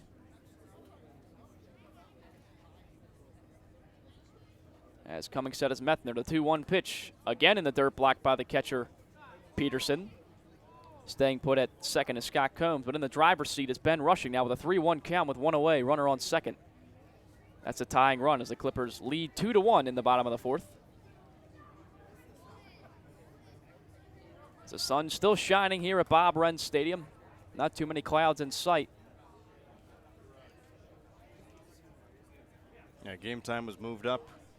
Give the Clippers some time to get back. 3-1 in the Rushing. Big swing, lines it out into right field. Right center field for a base hit. Coming in to score is Scott Combs. It will be an RBI single for Ben Rushing. And the Copperheads knotted up at 2 in the bottom of the 4th. Great piece of hitting from Ben Rushing. Fastball on the outside corner, lines it right over the head of the second baseman. Bryant did a job and got the Copperheads back even. So 3-1. Rushing takes a big rip at the fastball, hits it hard, and now looks like a mound visit. As that could be the end of the line for Methner, as there is a arm warming up in the Clippers bullpen. And that, in fact, will chase Methner from this ball game. She works 3 1/3 innings, giving up 2 runs on 3 hits, only 1 strikeout, 3 walks. But as Connor just mentioned, the longest outing all this season for him, as a new arm trots in from the bullpen for the Clippers. And we'll be sure to give you the update on that arm when we return. Copperhead just even up the ball game at 2 here in the bottom of the 4th inning with 1 out. And Ben Rushing now leads off first base. Pitching change at Bob Wren Stadium. You're listening to Copperheads Baseball on the Copperheads Media Network, presented by Ohio Health. The Southern Ohio Copperheads would like to show our support for Echoing Hills. Echoing Hills provides individuals a place to call home in a comfortable and safe environment where they can achieve their dreams surrounded by supportive friends and staff. For more information, contact them at 740-594-3541. Ball Green Mortine, one of the nation's leading integrated marketing and communication firms, prides itself on hiring the best and brightest graduates from across the country each year. In fact, the company is home to many Ohio University alumni. For more details on internships and employment opportunities, visit www.ballgreenmortine.com. You will be living the life if you stay at the Holiday Inn Express with the free complimentary breakfast, high-definition television in all the rooms, and free Wi-Fi. In addition to being the only non-smoking hotel in Athens, live the life. Holiday Inn Express. Fans, Jackie O's Pub and Brewery is the official pregame and postgame hangout for the Copperheads. Be sure to meet us there before and after every game. From your pint to your plate, Jackie O's proudly presents over 40 beers on draft, produced right here in Athens. Newly remodeled public house and kitchen menu, uptown in-house bakery, 22-acre farm and taproom facility, lunch specials, and locally sourced dinners 7 days a week. 100-plus person outdoor patio, uptown. Learn more at jackios.com. Instagram or Facebook today. After the game, be sure to stop by Jackios Uptown or the tap room in Campbell Street. Just because the game ended doesn't mean your night has to. Jackios, the official pregame and postgame sponsor of your Copperheads. Hi, I'm Ben Rushing. I'm from the University of Central Florida, and you're listening to Copperheads Media Network. A new man on the mound for the Clippers, Jacob Gilhouse from Bloomington, Illinois, goes to Kalamazoo College, making his 4th appearance on the year. So far, has an 0-1 record with a 7.73 ERA and 6 1/3 innings pitched, 8 hits given up, 6 strikeouts. Last outing was June 18th against the Cincinnati Steam, as his first pitch is rocked out deep into right field, backing up the right fielder, and he can't make the catch. It gets away from him off the wall. Ben Rushing had to wait to see. He pulls into third base, standing up. Tanner Glass pulls into second and hit that ball a long way. Looked like the right fielder could have lost it in the sun or something, but unable to make the catch, so we'll see how they score that one. I think that's going to be an error all the way because that ball hit the glove of the right fielder, Hecht, and he just couldn't make the catch. The ball was high in the air, the sun's still shining. It's not the 7:05 start that teams are used to, so a different position of the sun here today, and just not making the catch was Hecht. It's got to be an error. As it looks like the ruling will be an error for the right fielder. Hecht out there, as it was hit a long way by Tanner Glass all the way to the warning track, but Hecht did have a chance to make the catch. As now Phil Glasser gets a chance with 2 in scoring position. As first pitch into him taken outside for a ball, 1-0. So one of the hardest hit balls we've probably seen Glass hit ever since joining the ball club. Encouraging to see. But Gilhouse in his last outing went 4 innings, gave up 3 runs, 2 of them earned, 4 hits, 5 strikeouts. As he throws a breaking ball into Glasser, gets him out in front for a strike, 1-1.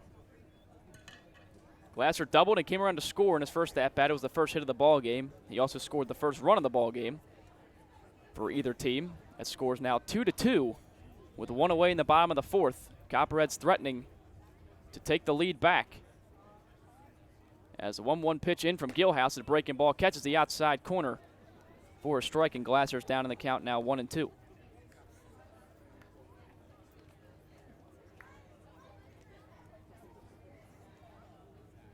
So Ben Rushing at an RBI single to tie the ball game up, and Tanner Glass reads second on an error in right field.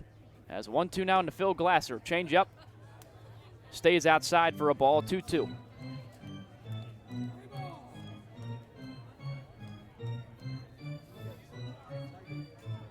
Yeah, not a great first pitch outing here for Gilhouse. Gilhouse did what he needed to do, got the fly ball, but just couldn't get the out. 2-2 to Glasser, runs inside in the dirt, blocked by the catcher Peterson. And now Phil Glasser will earn himself a full count with 1 away, runners on second and third.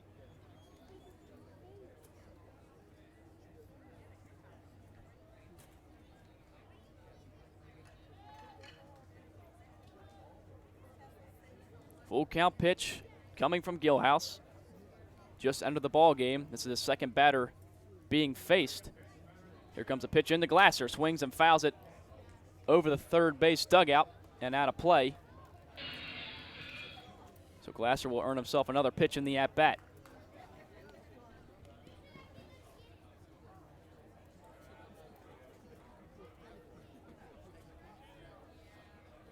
So another payoff pitch will come to Phil Glasser, looking for his second hit in the ball game.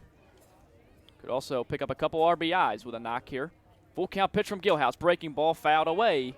Once again over the third base dugout, so Phil Glasser being a pest at the plate.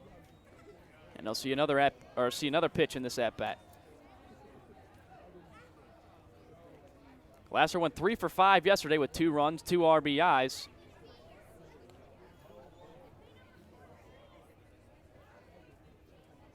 As Gilhouse kicks and deals. Another full count pitch taken up and outside for a ball. And that will load the bases. So Gilhouse had a base empty and now sets up the double play, but bases are loaded for the Copperheads as the lineup turns over to Zach Iverson with just one out. Well, again, it's not what you want from your relief pitcher to come in and walk somebody here. The error out in right field wasn't his fault, but you got to come in and throw strikes. Now Iverson digs in. He's 0 for 2, 2 ground outs to second base so far in the ball game. As middle infield at double play depth. First pitch into Iverson. His breaking ball stays outside. And it'll be 1-0.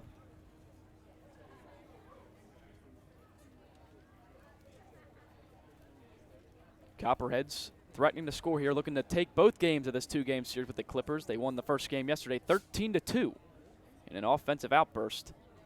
Threatening to put some more runs up here as the 1-0 taken below the knees of Iverson, 2-0 now. As it's Ben Rushing leading off third, Tanner Glass out at second, Phil Glasser at first base. It's a 2-2 score in the bottom of the fourth, 1 away. That's 2-0 pitch into Zach Iverson. Big swing, but he comes up empty. Takes a walk around the batter's box now. There'll be a 2-1 count. Iverson won 4 runs, all with one swing. As Iverson, just 2 RBIs on the season for him so far.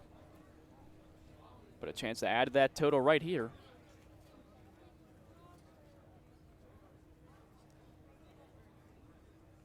As Cummins said, is Gilhouse. The 2-1 pitch into Iverson, swings and fouls it back into the screen. And after being up in the count 0-2, 2-0, Gilhouse battles back, evens it up at 2. Only one out here, so Iverson needs a fly ball somewhere. Anywhere would get Ben Rushing in from third. Ben Rushing also has very good speed down there at third, so doesn't have to be too deep of a fly ball to get him in. The 2-2 pitch from Gilhouse. Swing, broken bat up the middle, and it will get through. Coming in to score is Ben Rushing, now being sent Tanner Glass. He will score, throw is cut off. So it's a broken bat single up the middle for Zach Iverson. He gets his 3rd and 4th RBIs on the year. And after giving up the lead in the top of the 4th, the Copperheads battle back and now lead it 4-2 over the Clippers. Well, this is exactly what the Copperheads were missing earlier in the season. This is timely hitting. They are capitalizing on errors out in the field. They're doing all the small things right. And now scoring 7 runs in the game against the Mariners. They scored 13 yesterday's game. 4 runs here in today's game. Just keep on piling it on, keep the bats coming, because the starting pitching has been carrying this team to this point.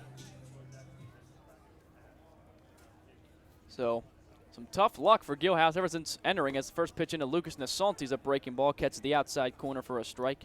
First batter he faced, hit a fly ball to right field, could have been caught by Hecht, but he was unable to corral it. And he got slapped with an error, then it was a walk, and then a broken bat single by Zach Iverson up the middle that just got by the glove of the second baseman, Bryant. As Nasante now ropes one down the left field line, it's a fair ball. Coming in to score is Phil Glasser. Heading over to third is Zach Iverson. As the ball gets away from the left fielder, now Iverson being waved in to score. The throw will not be in time. So 2 runs will come in on a double from Lucas Nasante. And the Copperheads strike again. It's now 6-2 as they put up 5 runs in the bottom of the 4th inning. Exactly how they needed to respond. They gave up the 2 runs in the top of the 4th. They come back here, they score 5 runs, and they might not be done. Great hitting from the Copperheads bats here at the bottom of the 4th. Nasante snuck that one down the left field line just over the bag fair, as he now has 5 RBIs on the season. That's his 4th double.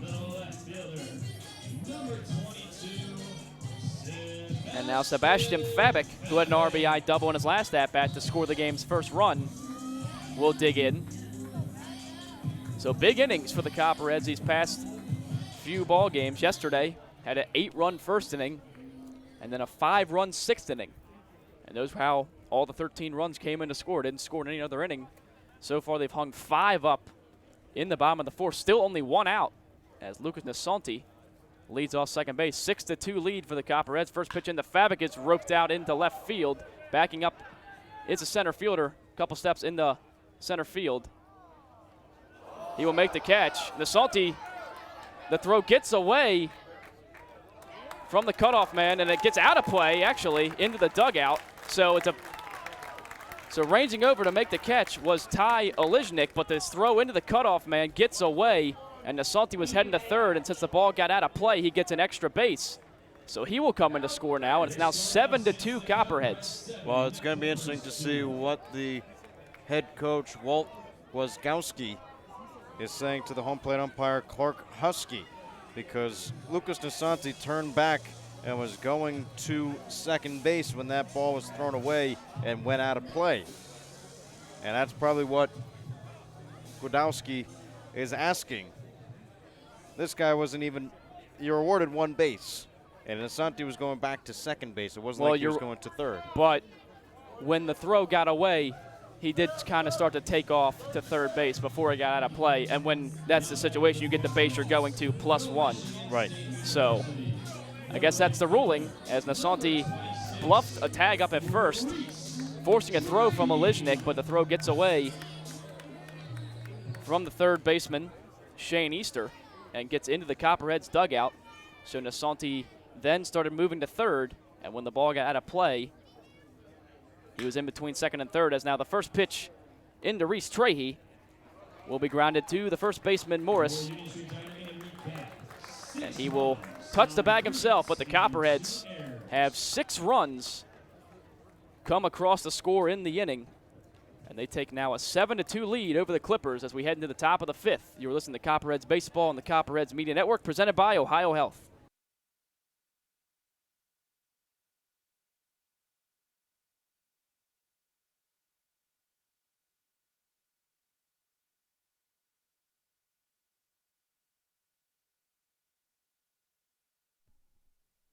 Fans, Jackie O's Pub and Brewery is the official pregame and postgame hangout for the Copperheads. Be sure to meet us there before and after every game. From your pint to your plate, Jackie O's proudly presents over 40 beers on draft, produced right here in Athens. Newly remodeled public house and kitchen menu, uptown in-house bakery, 22-acre farm and taproom facility lunch specials, and locally sourced dinners, 7 days a week. 100-plus person outdoor patio, uptown. Learn more at JackieO's.com, Instagram, or Facebook today. After the game, be sure to stop by Jackie O's Uptown or the Tap Room on Campbell Street. Just because the game ended doesn't mean your night has to. Jackie O's, the official pregame and postgame sponsor of your Copperheads. Don't forget to stop by Kona Ice behind the press box on the third base side, locally owned and operated by Rich Hayes of Athens. They offer tropical shaved ice in an assortment of flavors, and be sure to ask about their fundraising opportunities. This is Austin Dunphy, the manager with the Southern Ohio Copperheads, and you're listening to the Copperheads Media Network. Jackson Mandela remains on the mound for the top of the 5th inning as the hot dog batter for today's game now digs in. It's Ty Oliznik as he squares the bunt and fouls it up over the screen out of play. So the bunt attempt does not work. He's down in the count 0-1, and what it means is that he's the hot dog batter is if Ty Oliznik is struck out by Mandela, it will be dollar hot dogs for the inning for everybody in the stands. As the 0-1 pitch swung on and missed. So it's an 0-2 count now to Ty Oliznik as the crowd waits in anticipation for dollar hot dogs. As Mandela looking for his first strikeout in the outing. Has Oliznik down 0-2. Pitch swung on and missed. It'll be dollar hot dogs for the rest of the inning. Strike 3 to Ty Oliznik. And there's one out now in the top of the 5th inning. A perfect song for this, too. Hot dog, hot dog. So back-to-back nights, we have dollar hot dogs as the hot dog batter is struck out. Now the 9-hitter Josh Holt Jr. will dig in. He lined out to Mandela his last time up. So Copperheads lead at 7-2. Pitch into Holt is lined out into left field. Running over was Ben Rushing. It will fall foul. So a good effort, 0-1 count to Holt Jr. Well, just to go back to Oleznik there, what a time to get the first strikeout for Jackson Mandela. his only strikeout on the day, and it goes to the hot dog batter. On 3 pitches. Easily sat down by Mandela. As the 0-1 pitch runs inside to Holt Jr. for a ball, 1-1. Copperheads started the scoring on an RBI double from Sebastian Fabic in the bottom of the 3rd for the first run. Clippers answer with 2 in the top of the 4th as the 1-1 pitch lined out toward Phil Glasser. He charges it, makes the throw on to first to get Holt Jr. by a step. Nice play there from Phil Glasser on the run, and the first 2 batters in the 5th are retired. Now batting for the Clippers. But as I was saying, Clippers scored 2 runs in the top of the 4th to take a 2-1 lead, but the Copperheads answered big time, plating 6 in the bottom of the inning, and now they lead at 7-2 with 2 away in the top of the 5th. As Mandela looking to get through his 5th inning of work. First pitch into the leadoff man, Austin Eifrid, bounces up to the plate for a ball, 1-0.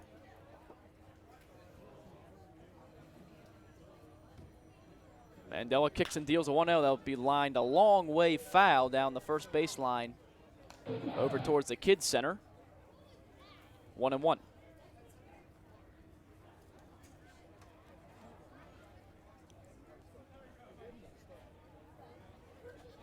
So Mandela looking to have a 3-up, 3-down inning. The 1-1 pitch will catch the outside corner. And Eifrid's down the count now, 1-2. Mandela, his first 3 innings were 3-up, 3-down. Didn't allow a hit till the 4th.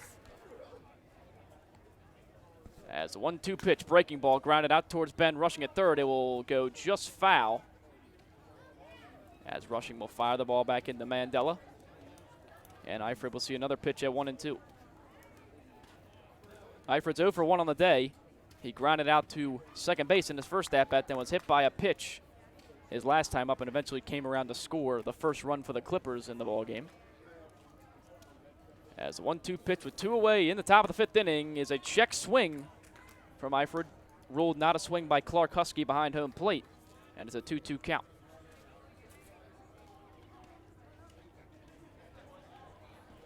Mandela kicks and deals a 2-2. Breaking ball lined out into shallow right field. It will drop right in front of Reese Trahey as he plays it on a hop and throws it back into the infield. So a 2-out single for Austin Eifrid.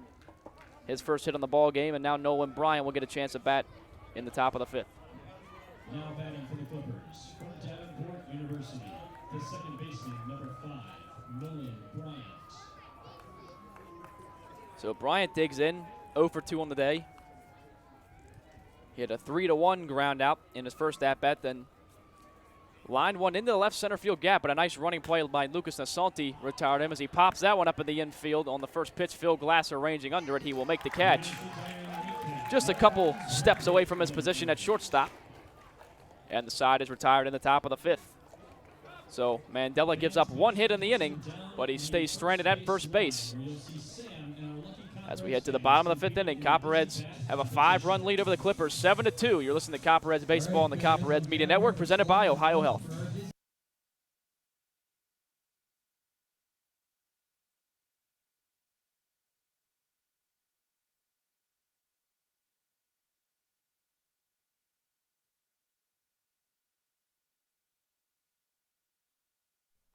Rocky Brands is much more than you think. Rocky Brands is a global leader in the footwear and apparel market with over 1,500 distributors of Rocky, Georgia Boot, and Durango brands nationwide. Rocky Brands designs, develops, and markets hard-working boots, outdoor footwear, and apparel designed for every pursuit and fashionable women, footwear that invites you to live a little on the edge. And they do it all right here in Southeast Ohio. To see the whole Rocky Brands story, go to rockybrands.com. State Farm and agent Shauna Stump are proud supporters of Copperheads Baseball. Visit our West Union Street office or call 593-6882 today to discuss all your insurance and financial service needs. See us celebrating 14 years of service to the Athens community. Like a good neighbor, State Farm is there. Schneider, Fuller & Stroh is one of the premier financial and insurance firms in the region. Hi, I'm Zion Avery. I go to Ohio University. I'm first baseman catcher for the Copperheads, and you're listening to Copperhead Network. Zion Avery is leading off the inning here in the bottom of the 5th, followed by Scott Coombs and Ben Rushing as Zion led off last inning as well. The Copperheads batted around in the bottom of the 4th when they scored 6 runs As first pitch swinging is Zion Avery on the pitch from Gilhouse over to third base. Throw on to first. To the first baseman, Allen. And it's 1 pitch and 1 out as Zion Avery retired, and he's 0 for 3 now on the day. From Michigan State University, the catcher, number 8. So the backstop, Scott Combs, will dig in now. Combs is 0 for 1, ground out to short. Reached on a walk last inning, came around to score. First pitch in the cone from Gilhouse, taken inside as Combs bends out of the way of it. And it'll be a 1-0 count to him.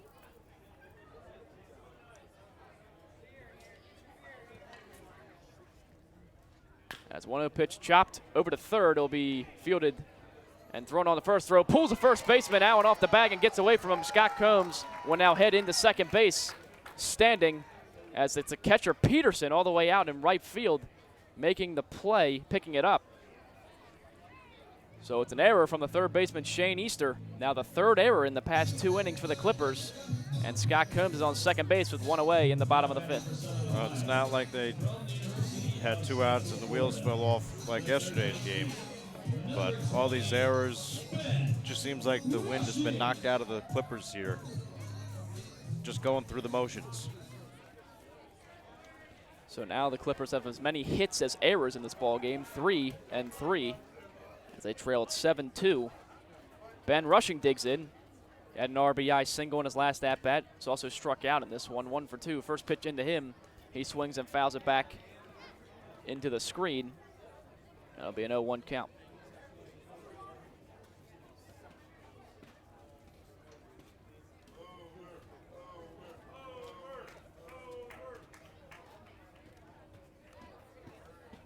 So Rushing with the base hit. Now has a 4-game hit streak. As the 0-1 pitch into him, the breaking ball bends right over the heart of the plate for a strike. And quickly behind the count is Ben Rushing, 0-2.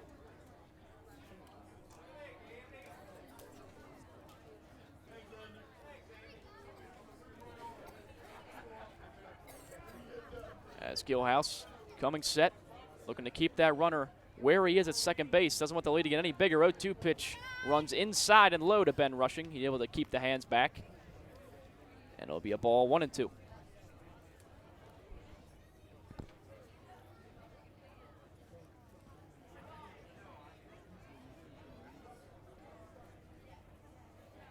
Rushing, the 6-foot sophomore out of UCF. One of the 2 UCF players that were on the roster for the Copperheads this year. 1-2 pitch in him. Called strike 3 on the inside corner. Second time Ben Rushing punches out in the ball game. First strikeout for Gilhouse. And there's 2 outs now with that runner staying on second base.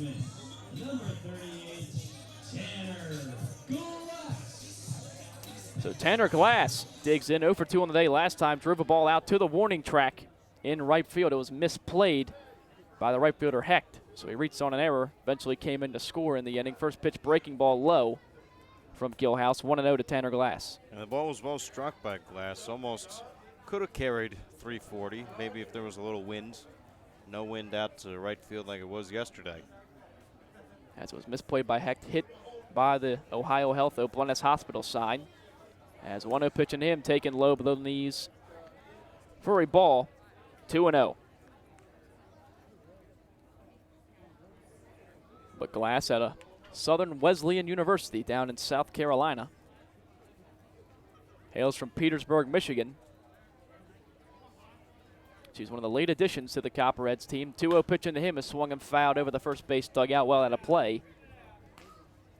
It'll be 2-1 now to Tanner Glass. But Glass made his first appearance on the mound for the Copperheads last night. He came in for the 9th inning, pitched an inning. Gave up no hits, 1 walk, also a strikeout. As he's back in the lineup batting here tonight. The 2-1 pitch, a breaking ball that does not break. It runs in and hits Tanner Glass. So Glass gets plunked. He will take first base. Now there's runners on first and second for Phil Glasser, the 9-hitter. Now batting for the Copperheads. Well, for the Copperheads, they lead the league for some reason in hit by pitches.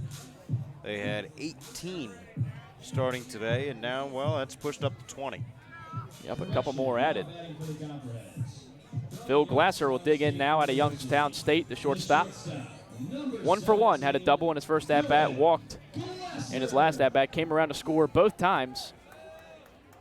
As Glasser's been picking it up with the bat here recently. His average was as low as 206 on the season, but he's climbed up above 260 now in the past few ball games. He ropes that one in the right field. It will drop. Being set in to score is Scott Combs. A throw to the cutoff man, first baseman for the catcher is not in time. So it's an RBI single for Phil Glasser. Brings in Scott Combs. A throw just a bit late. Tag not applied by the catcher Peterson, and it's now an 8-2 lead for the Copperheads. Just a nice piece of hitting from Phil Glasser's really caught fire over the last couple days. Just continues to hit and hit and hit. And you have to wonder how much of that is attributed to Michael Blatchford. Because I know you've seen it. Blatchford and Glasser have been together almost on all these bus rides to and from Grand Lake, wherever we're going. But they're talking hitting philosophy, and it's been paying off for him. So now Zach Iverson digs in. First pitch to him is a ball outside, 1-0. Iverson is 1 for 3. Had a couple of groundouts to second in his first 2 appearances, then had a single in his last at-bat, came around to score. As there's 2 runners on, 2 out, Iverson swings and fouls the pitch back into the screen, 1-1.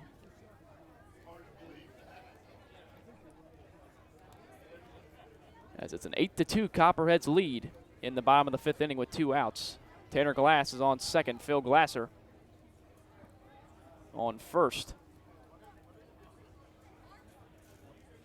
As Clark Husky dusting off home plate. And Gilhouse will look to get out of this inning without surrendering any more runs, as the deficit is already at 6 for the Clippers.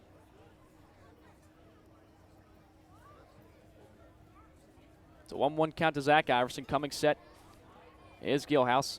He kicks and deals a 1-1 breaking ball. Catches the outside corner. Iverson didn't think so. But it's a called strike by Clark Husky, and it'll be a 1-2 count.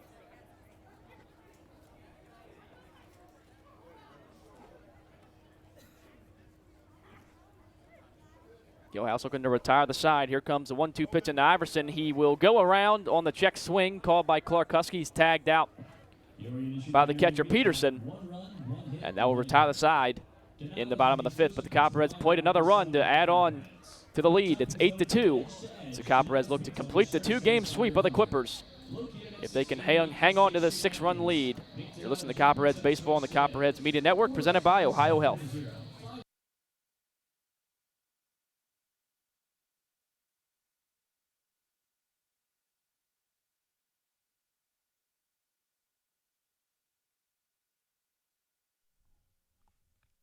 Schneider, Fuller & Stroh is one of the premier financial and insurance firms in the region. If you have questions regarding your financial, insurance, or employee benefit package, please call Mark Schneider, Jim Fuller, or Dan Stroh at 740-594-8385 or visit them online at www.schneiderfullerstroh.com. That is SNIDERFULLERSTROH.com. The Cat's Eye Saloon at 12 North Court Street features a great selection of craft beers on tap and in the bottle 365 days a year. The Cat's Eye Saloon is a proud supporter of the Southern Ohio Copperheads and all Ohio University athletics. The Cat's Eye Saloon, your home away from home, open 7 days a week. The Copperheads would like to thank Wendy's for their support of the team and players. If you're hungry, stop into Wendy's, located off of Richland Avenue. This is Jackson Mandela. I'm from Milwaukee, Wisconsin, and this is your Copperhead Media Network.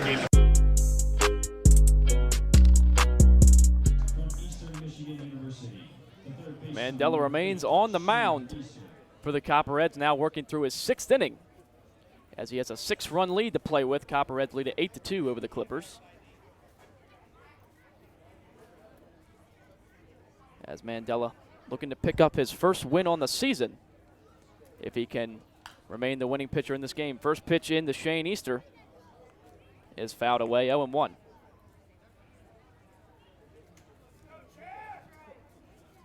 Mandela so far has only given up 2 runs and 3 hits. Both of the runs are earned as the 0-1 pitch is a called strike to Shane Easter, 0-2.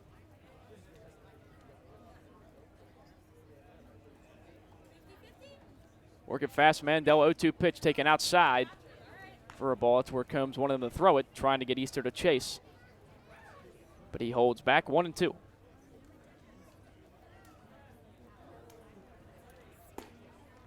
As 1-2 pitch misses just a bit outside into Shane Easter. That'll run the count even at 2-2.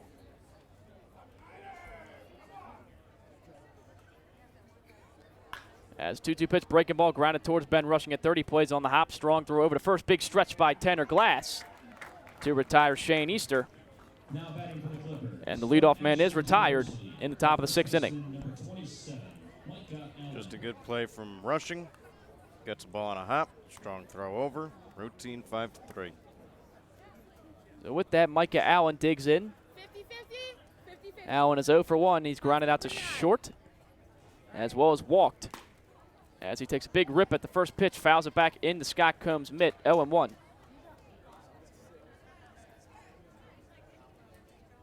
Mandela only has 1 strikeout so far in the ball game. Very much pitching to contact as the 0-1 pitch is taken up and away for a ball, 1-1.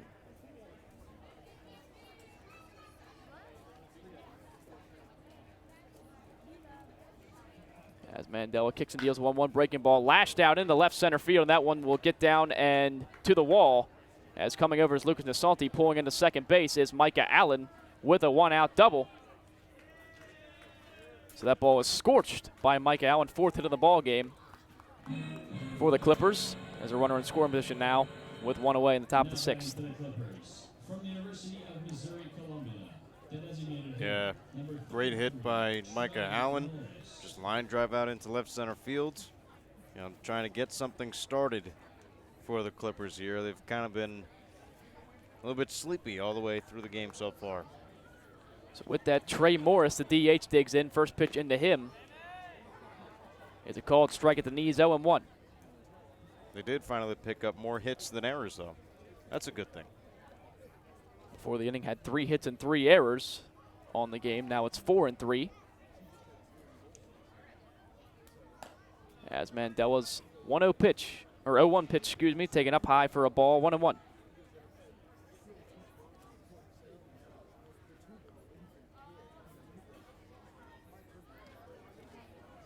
So Mandela comes set, checks the runner at second. Here comes a 1-1 pitch, and it gets away from the catcher Combs. Moving up to third will be Micah Allen on the wild pitch. So it'll be a 2-1 count. Now a runner just 90 feet away from scoring with 1 away in the inning.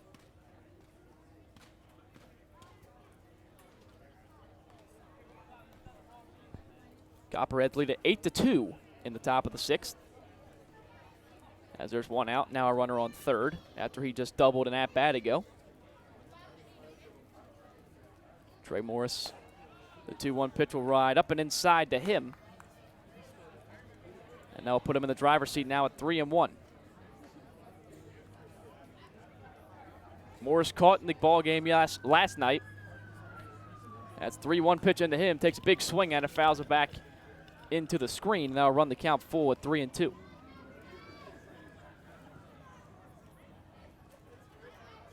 Morris came into today's game batting .288. 17 hits and 59 at-bats, 3 doubles, 7 RBIs. Hasn't had an RBI since June 16th as the full count pitch. He thought he had ball 4, but he takes it on the outside corner for a strike. Second strikeout of the day for Jackson Mandela, and that runner stays put at third with 2 away. Nice location on the fastball, hits the low outside corner of the plate. Trey Morris, like I said, thought it was a ball. Started jogging towards first, but took a right turn right into the dugout. Now the first pitch into the catcher, Cooper Peterson, will be a called strike, 0-1. Peterson had a 2 RBI single back in the 4th inning that at the time gave the Clippers a 2-1 lead before the Copperheads struck back. But he lashes that one deep into left field, and that will hook just foul off the wall. So it's a long foul ball for Cooper Peterson as he's just out in front. And now he's down in the count 0-2. That made it easier to see as that ball went all the way over by the 340 mark down in left field.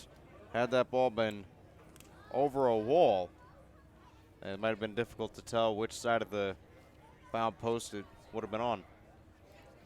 So some loud contact there from Peterson, but it's just a long strike. And it's now an 0-2 count as Mandela looks to get through the 6th inning. Holding on to an 8-2 lead. Runner leads off third. Here comes the 0-2 pitch into Cooper. Peterson swung on and missed. He got him swinging on the changeup. Third strikeout for Jackson Mandela after the double with one away, and the runner moved up to third. Back-to-back strikeouts leave him there. And the Copperheads keep the lead at 6, heading into the bottom of the 6th inning. You're listening to Copperheads Baseball on the Copperheads Media Network, presented by Ohio Health.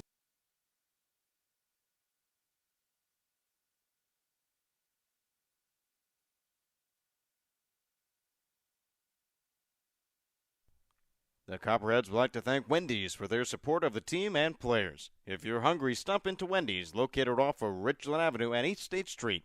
Check the back of your ticket stub for a free small Frosty with any purchase. Stephanie Wood, Ohio Realty, will help you find your next safe home. Stephanie Wood, bringing home the results and going the extra distance. Schneider, Fuller, and Stroh has supported the Copperheads since 2002. We're proud of that affiliation and excited to sponsor Fireworks Night again this year on June 29th. As one of the premier financial and insurance firms in the region, Schneider, Fuller, and Stroh is focused on helping our clients secure their financial future. What's your plan? Give them a call at 594-8385.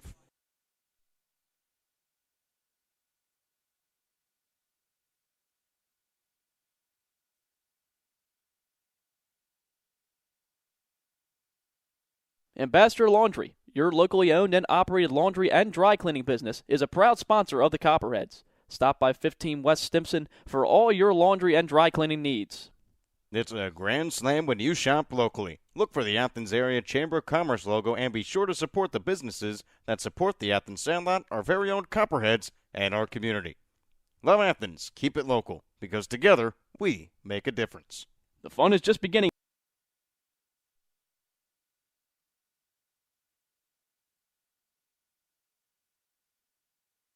I'm Sebastian Fabic from Cincinnati, Ohio, and you're listening to the Copperheads Media Network.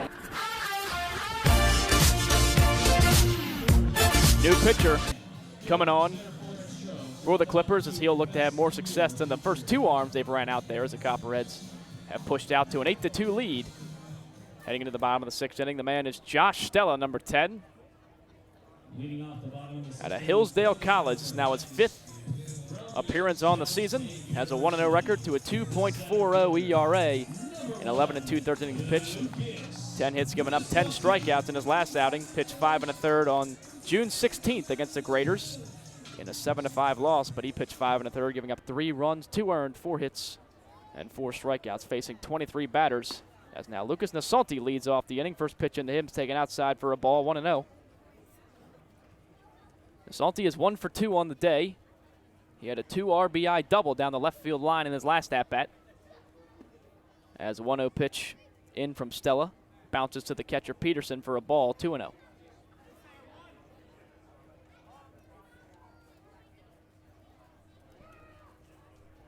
As now the 2-0 pitch into Nasanti. Breaking ball catches the outside corner for a strike. And it'll be a 2-1 count.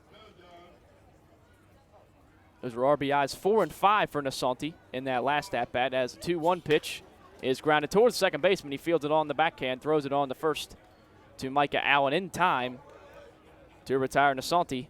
Leadoff man down in the bottom of the 6th inning. Now batting for the Copperheads, from Ohio University, the left fielder, number Now Sebastian Fabic, the left fielder, will dig in. Fabic so far on the day is 1 for 2 at an RBI double in the third to plate the game's first run. He's also flown out to center field and walked. First pitch takes a big rip at it, pulls the head out, makes no contact. 0-1.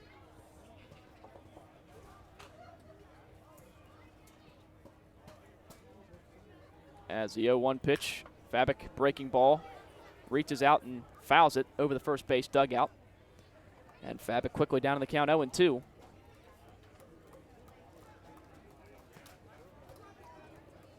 As Sebastian came into the game 4th in the league in batting average, he just continues to hit the ball well through the first month of this GLSCL season. As the 0-2 pitch taken up and outside for a ball, 1-2.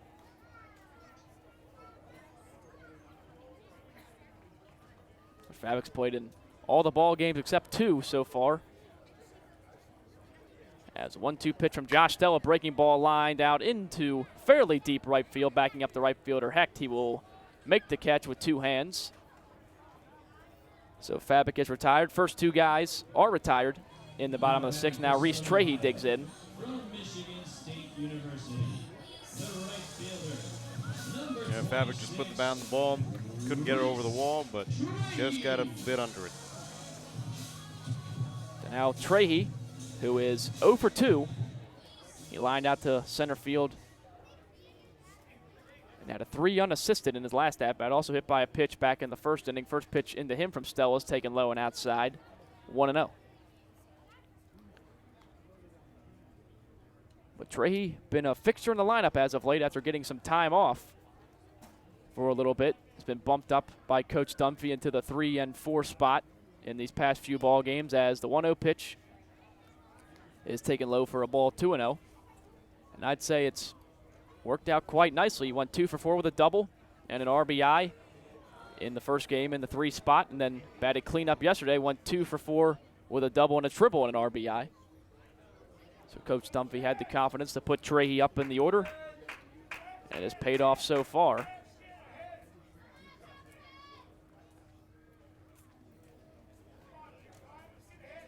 Yeah, since then, Copperheads winning a couple more games, and again, winning back-to-back games.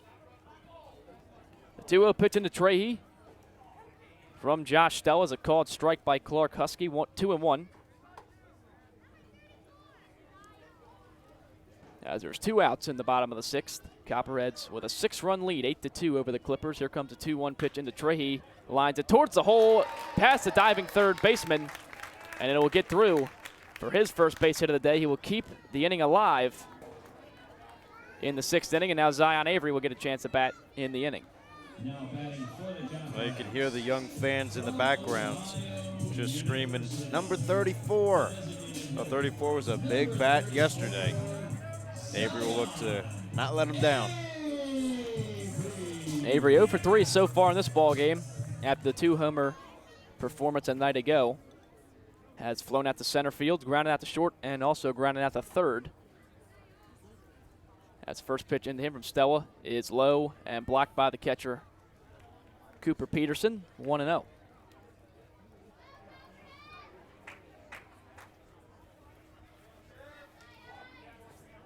As Trahey now leads off first.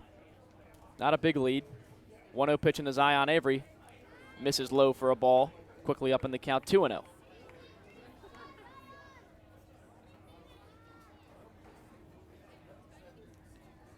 But Zion winning player of the game in yesterday's ball game, as we saw him signing balls for kids after the ball game.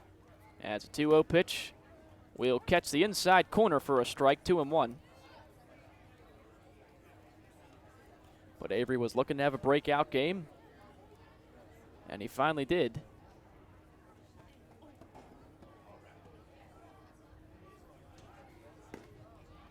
As 2-1 pitch is a breaking ball, catches the outside corner for a strike, 2-2. For Avery, it was just his second multi-hit game on the season. But both of the hits in this ball game were huge. As he looks to pick up a hit here. Here comes a 2-2 pitch, a two-way. Lines it out into right center field. Ranging over is the center fielder. He will make the catch in the gap. So solid contact from Avery, but he'll be retired to retire the side in the 6th inning. The Copperheads still holding on to an 8-2 lead. It'll be Connor Mills to close out the final 3 innings on the play-by-play duties when we return on the Copperheads Media Network, presented by Ohio Health.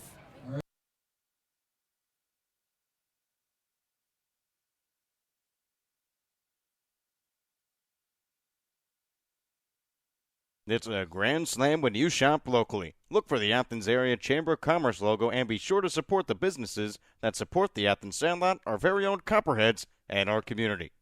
Love Athens. Keep it local, because together we make a difference. The fun is just beginning in Athens, Ohio. Outdoor concerts and festivals, rails and trails, a 30-mile meal, and the funky vibe of uptown Athens and Court Street, Ohio's most eccentric half-mile. The best road trip starts at AthensOhio.com, the region's most comprehensive site for maps, shopping, and dining directories, and events calendar. Visit AthensOhio.com and start planning your next adventure.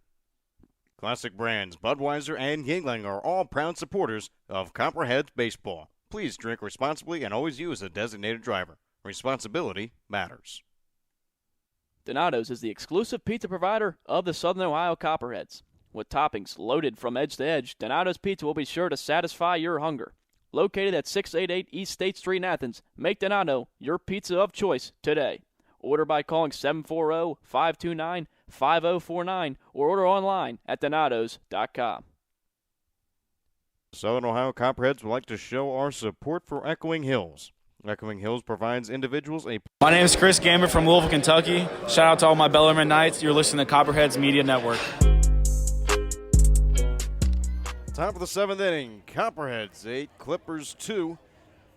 Take it through 7, 8, 9 as the first pitch from Jackson Mandela misses outside for ball 1. 1-0 the count to Noah Hecht. It'll be Hecht, Ty Olshanek, and Josh Holt Jr. all due up for the Muskegon Clippers as 1-0 is taken outside and low. 2 balls and no strikes with nobody out here on the top of the 7th inning. For Noah Hecht today, he's 0 for 2, a ground ball to short and flew out to right field.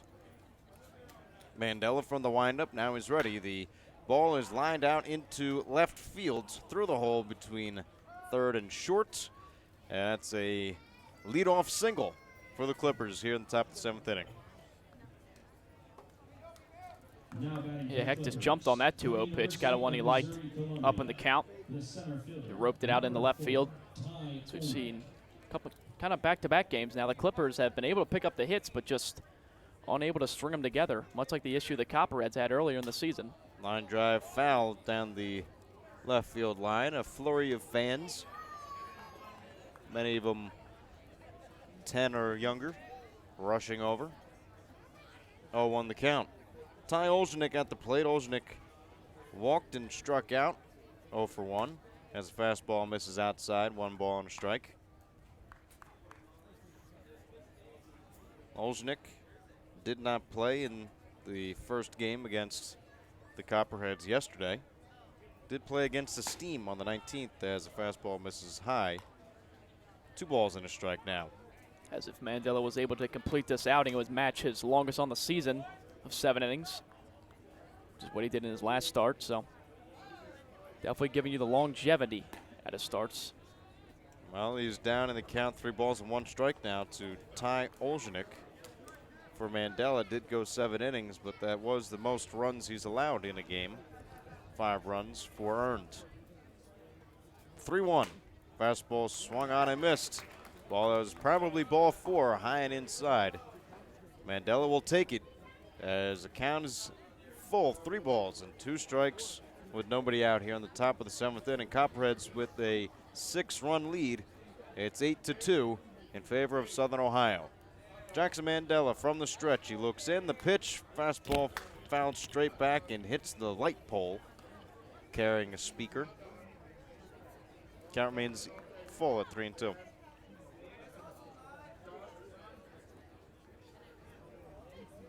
Nice amount of fans still in attendance as 3-2 is swung on and missed, strike 3. Ty Olshanek goes down swinging for the 2nd time today.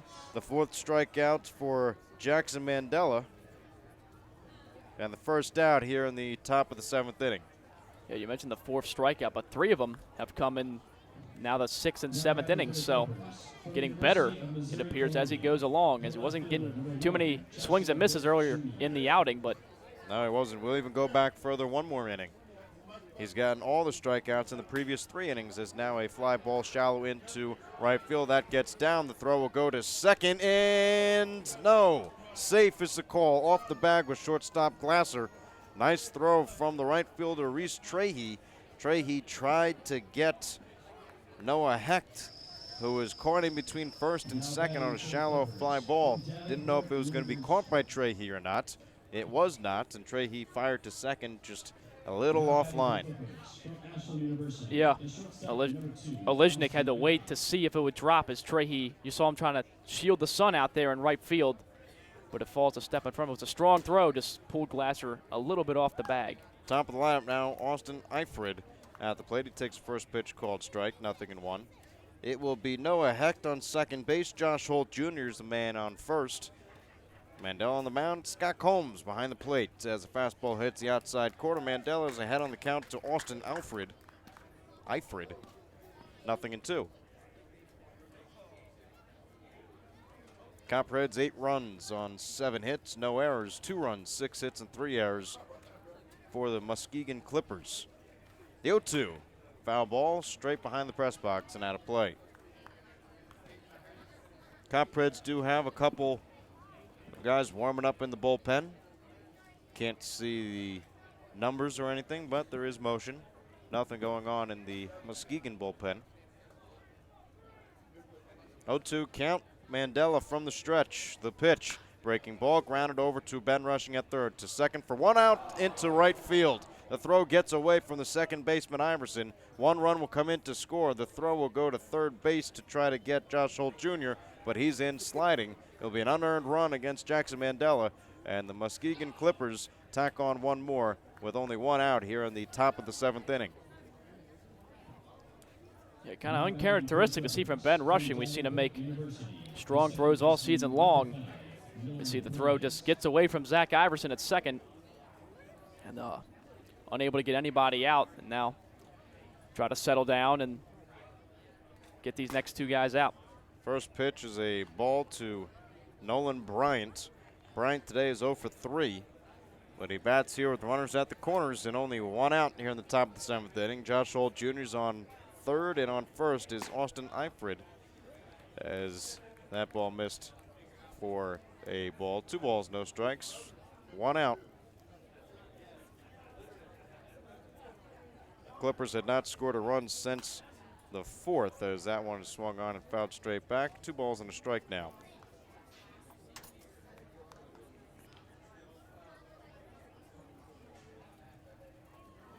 Two 1 count, 1 out. And for the Copperheads, they have to keep the gas pedal down and running as they fly ball out into right field. Moving back is the right fielder Trey. He makes a 1-hand grab. It'll be a sacrifice fly as Josh Holt Jr. comes in to score. And now 2 runs are in the inning. And instead of a 6-run lead, it is now a 4-run lead for the Copperheads here in the top of the 7th. From Eastern Michigan University, the third baseman, number 8, Shane Easter. 2 outs in the inning. For the Copperheads against the Cincinnati Steam, the last game of that series, they lost 9-8 as a on the move stolen base attempt is not in time. The throw is not in time from Scott Combs as Austin Eifrid steals second, and now there's a runner in scoring position with 2 outs. Shane Easter at the plate. He's 1 for 3 today as he swings and misses fastball offering from Mandela. A ball and a strike. Easter 2 ground ball outs, 1 to second, 1 to third, and then singled and came in to score in the 4th. 1-1 count. Mandela's ready, and the pitch in is swung on and fouled straight back over the press box. Mandela's ahead on the count, 1-2. Mandela looking to match his season high in innings pitched. He's gone 7 once. Look to do so again here. All he needs is 1 more out. The 1-2. Line drive out into left field. Moving back is Fabic. He makes a 1-hand grab a couple feet in front of the warning track to make the 3rd and final out in the top of the 7th inning, but not before the Muskegon Clippers tack on 2 here in the top of the 7th. It's now the Copperheads 8, the Clippers 4. You're listening to the Copperheads Media Network presented by Ohio Health.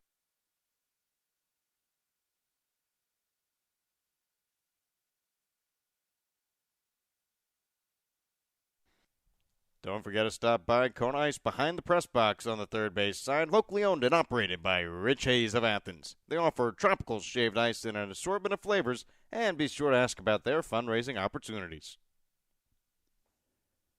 Rocky Brand is so much more than you think. Rocky Brand is a global leader in the footwear and apparel market with over 1,500 distributors of Rocky, Georgia Boot, and Durango brands nationwide. Rocky Brand designs, develops, and markets hard-working boots, outdoor footwear, and apparel designed for every pursuit and fashionable women, footwear that invites you to live a little on the edge. And they do it all right here in Southeast Ohio. To see the whole Rocky Brand story, go to rockybrands.com. State Farm and Agent Shauna Stump are proud supporters of Copperhead Baseball. Visit our West Union Street office or call 593-6882 today to discuss all your insurance and financial services needs. She's celebrating 14 years of service in the Athens community. Like a good neighbor, State Farm is there. Snyder, Fuller & Stroh is one of the premier financial and insurance firms in the region. If you have questions regarding your financial, insurance, or employee benefit package, please call Mark Snyder, Jim Fuller, or Dan Stroh at 740-594-8385 or visit them online at www.snyderfullerstroh.com. That is SNIDERFULLERSTROH.com. This is Austin Dunphy, the manager with the Southern Ohio Copperheads, and you're listening to the Copperheads Media Network.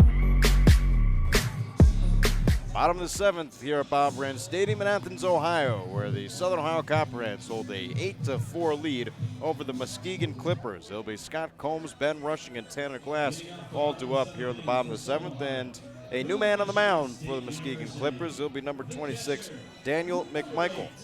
Mcmichael comes in to pitch for Josh Stella. Stella went an inning, allowed a hit, nothing more.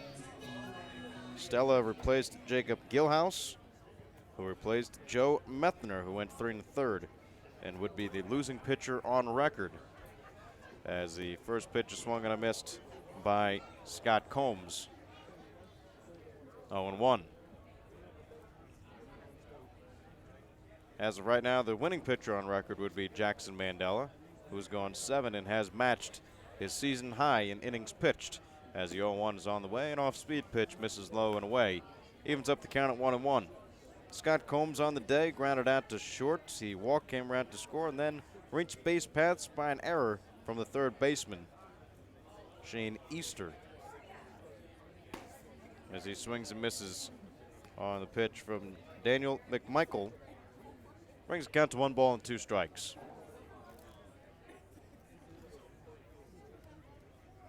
1-2 count, nobody out, bottom 7.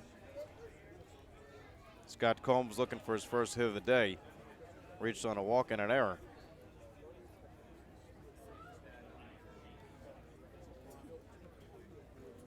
The 1-2 swung on and missed, strike 3. Scott Combs goes down swinging for the first time today, and Mcmichael gets his first strikeout of the evening. Yeah, just a little breaking ball gets Combs out in front of it.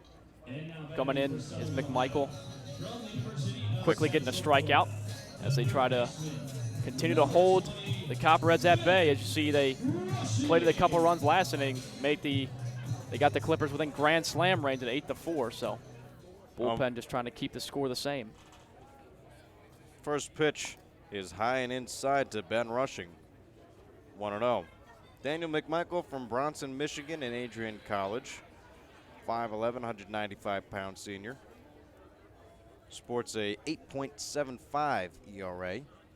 As 1-0 is on the way. Swung and a missed by Ben Rushing. As Rushing, he has 2 strikeouts on the day, but in between that is a RBI single. He did come around to score as well in the 4th inning. It was a 6-run 4th for the Copperheads. They've been able to sprinkle in runs just around that 4th inning, 1 in the 3rd and 1 in the 5th. As the fastball misses outside. 2 balls and a strike. Clippers 2 runs in the 4th, 7 in the 7th. In the 7th, 2 runs. As the fastball is swung on and fouled off towards the right side. Count remains 2 balls and 2 strikes. Mcmichael in his last outing against the Cincinnati Steam went 2/3 of an inning, allowed a run. It was earned, gave up 3 hits, faced 5 batters. Did not have a warm welcome to the GLSCL as a 2-2 to Ben Rushing. Bounces in the turf and away from the catcher, Peterson. On deck, man for the Copperheads, Tanner Glass, received the foul ball, or received the ball, put it back into the dugout. 3 balls, 2 strikes, 1 out. Daniel Mcmichael, the pitch, high and away, ball 4. So Ben Rushing reaches the base paths. It's a 1-out walk, and Tanner Glass will come to the plate. Yeah, walks have been an issue for Mcmichael so far this season, as it's just being the 9th inning that he's working in. That's a 10th walk he's issued so far this season, so struggle with his command early on for the Clippers. And like I said, against the Monarchs earlier on, did not receive a warm welcome. Had given up 6 runs in just a third of an inning against the Monarchs. All of them were earned, gave up only 2 hits, but that's when those walk troubles started. 4 walks in that third of an innings pitched. So the fastball misses to Tanner Glass. Runner on first base here in the bottom of the 7th inning for the Southern Ohio Copperheads as they lead the Muskegon Clippers 8-4. Curveball drops into the zone against Tanner Glass, brings the count to 2 balls and a strike.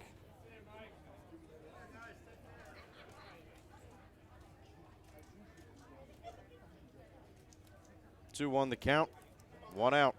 On the move is Ben Rushing. Ball is hit, backhanded by the first baseman. Underhand toss to first in time for the out. So it was a hit-and-run situation for the Copperheads. On the run was Ben Rushing. He's safe on second. Tanner Glass put out at first. 2 outs here in the bottom of the 7th inning. And now Phil Glasser at the plate. Well, I don't think Glass really meant to swing at that ball. He kind of checked his swing and chopped it out towards the first baseman as the ball kind of ran in on his hands and forced him to make contact, and it was an easy play for Allen. Good coverage at first by Mcmichael. That's a big second out of the inning for him. 2 outs, bottom 7. Runner in scoring position for the Southern Ohio Copperheads as Phil Glasser will look to pick up his second RBI of the day. Got his RBI in the 5th inning on an RBI single as he's 2 for 2. First pitch to Phil Glasser, bounces down in the turf. Moving over to third is Ben Rushing. He's taken a hard turn at third, but will stay back. Will not test the catcher Peterson. That would have been quick for Ben Rushing to go from second to home on a ball that Peterson had at the backstop. 1 ball, no strikes, as Phil Glasser will try to bat in Ben Rushing. The pitch, fastball, hits the outside corner for a called strike. 1-1.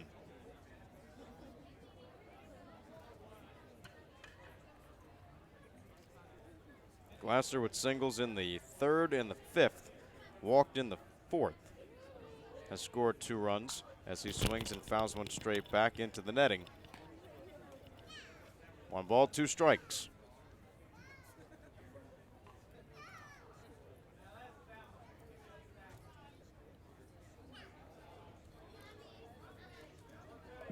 One, 2 count, 2 outs. Bottom of the 7th inning. Copperheads 8, Clippers 4. Phil Glasser trying to extend the inning, and should he, would be Zach Iverson on deck. Standing at third base is Ben Rushing. Reached there on a pass ball and reached the base paths on a walk. As a 1-2 from Mcmichael. Little bit high. Evens it up at 2 balls and 2 strikes. Yeah, didn't get on top of that curveball at all. Kind of rode high on him. Phil Glasser, let's just see what he does with this at-bat, as he's had a hot bat these past few games. Another chance for another RBI. 2-2 the count. Mcmichael's pitch taken high, ball 3. So again, somehow, some way, Phil Glasser always appears to have a full count.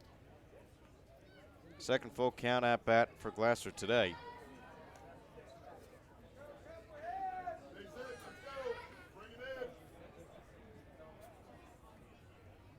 The 3-2 taken high, ball 4. Glasser will reach the base paths again. 4 for 4 getting on base 2 for 2 on the day. And Zach Iverson is at the plate. From Michigan State University, the second baseman, Second walk allowed by Daniel Mcmichael in the inning. Zach Iverson. Iverson today is 1 for 4. Grounded out to second twice in the first and the third. Had a 2 RBI single in the fourth. Was part of the 6-run barrage as he's first pitch swing for a strike. 0-1. Then Iverson also struck out swinging back in the fifth. We're here in the bottom of the 7th inning. Copperheads 8, Clippers 4. Runners are at the corners. Ben Rushing at third and Phil Glasser at first. On the mound is Daniel Mcmichael. Moving now is Phil Glasser and swinging and fouling it off towards the left side to a sea of children was Zach Iverson.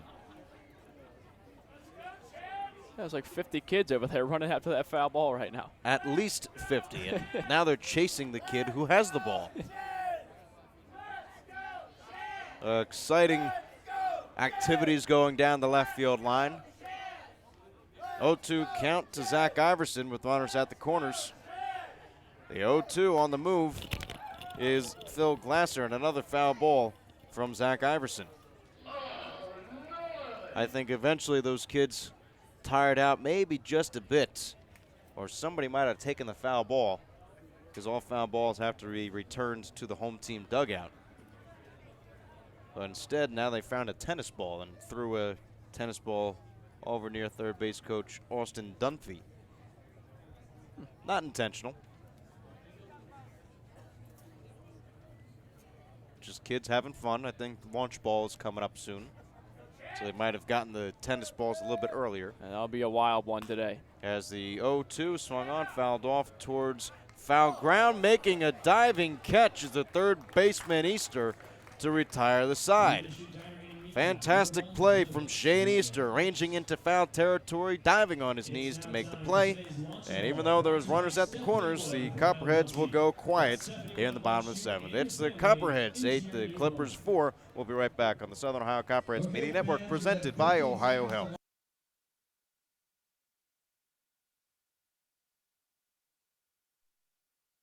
Cat's Eye Saloon at 12 North Court Street features a great selection of craft beers on tap and in the bottle 365 days a year. The Cat's Eye Saloon is a proud supporter of the Southern Ohio Copperheads and all Ohio University athletics. The Cat's Eye Saloon, your home away from home, open 7 days a week. The Copperheads would like to thank Wendy's for their support of the team and players. If you're hungry, stop into Wendy's, located off of Richland Avenue and East State Street.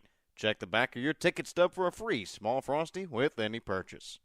Stephanie Wood, Ohio Realty, will help you find your next safe home. Stephanie Wood, bringing home the results and going the extra distance. Schneider, Fuller, and Stroh has supported the Copperheads since 2002. We're proud of that affiliation and excited to sponsor Fireworks Night again this year on June 29th.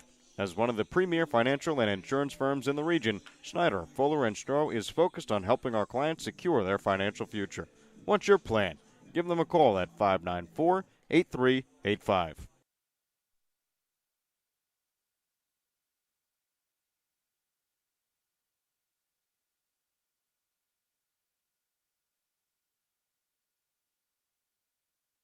Ambassador Laundry, your locally owned and operated laundry and dry cleaning business, is a proud sponsor of the Copperheads. Stop by 15 West Stimson for all your laundry and dry cleaning needs. It's a grand slam when you... Hey, I'm Scott Combs, catcher for the Copperheads, and you're listening to the Copperhead Media Network.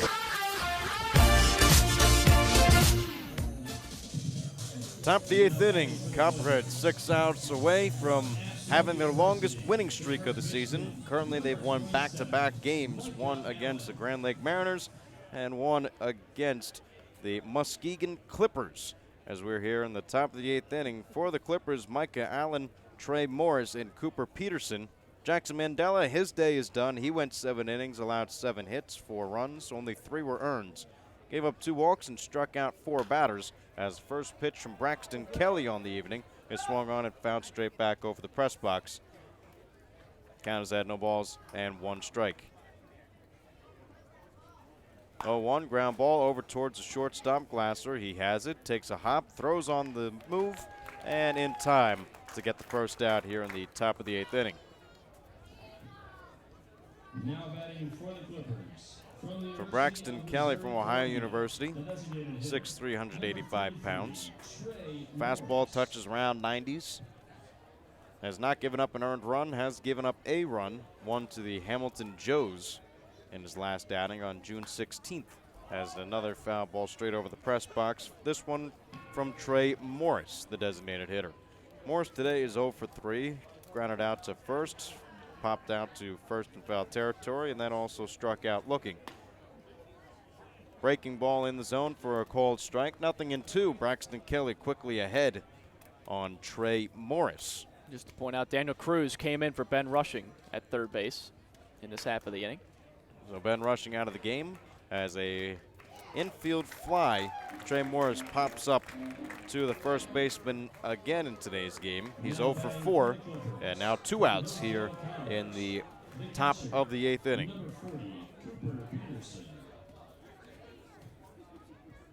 So Daniel Cruz comes in for defense after Ben Rushing had an error back in the top of the 7th.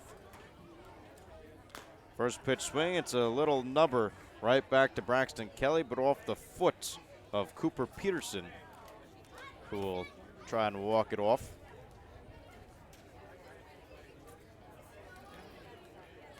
So Cruz has played third, he's played short, and he's been at second. The only infield position he hasn't been at yet is first. But looks like Cooper Peterson will try and shake it off. That's it. Missed the guard that he has down there around the ankle, caught him on the top of the foot.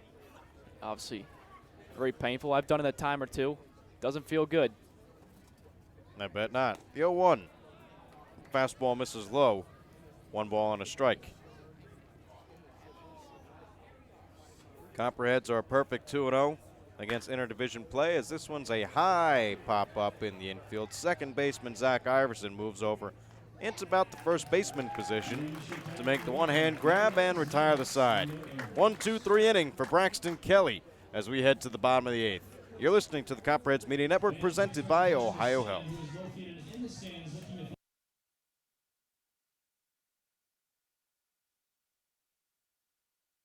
It's a grand slam when you shop locally. Look for the Athens Area of Commerce logo and be sure to support the business that support the Athens Sandlot, our very own Copperheads, and our community. Love Athens. Keep it local, because together we make a difference. The fun is just beginning in Athens, Ohio. Outdoor concerts and festivals, rails and trails, a 30-mile meal, and the funky vibe of uptown Athens and Court Street, Ohio's most eccentric half-mile. The best road trip starts at AthensOhio.com, the region's most comprehensive site for maps, shopping and dining directories, and events calendar. Visit AthensOhio.com and start planning your next adventure. Classic brands Budweiser and Yuengling are proud supporters of Copperheads Baseball. Please drink responsibly and always use a designated driver. Responsibility matters. Donato's is the exclusive pizza provider of the Southern Ohio Copperheads. With toppings loaded from edge to edge, Donato's Pizza will be sure to satisfy your hunger. Located at 688 East State Street in Athens, make Donato's your pizza of choice today. Order by calling 740-592-5049 or order online at donatos.com. The Southern Ohio Copperheads would like to show our support for Echoing Hills. Echoing Hills provides individuals a place to call home in a comfortable and safe environment where they can achieve their dreams surrounded by supportive friends and staff. For more information, contact them at 740-594-3541. This is Jackson Mandela. I'm from Milwaukee, Wisconsin, and this is your Copperhead Media Network.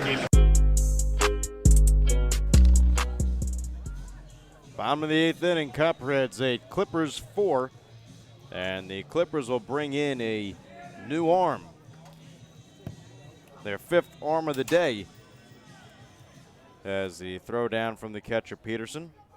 Owen Shellhammer comes in to replace Daniel Mcmichael. Mcmichael in the inning had 2 walks and a strikeout, but a successful inning pitched, as we're here in the bottom of the 8th, and now Lucas Nasanti will be at the plate.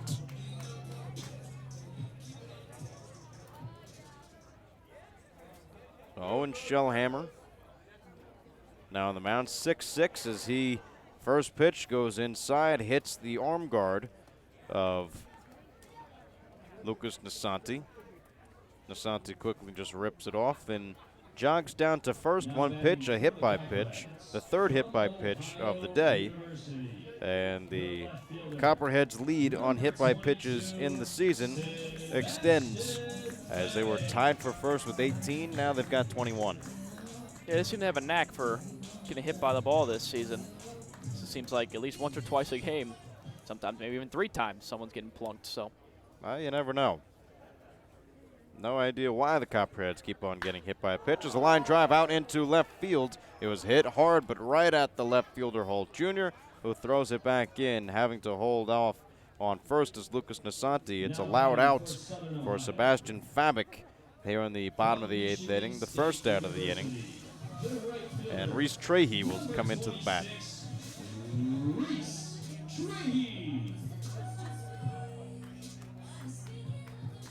Trahey today,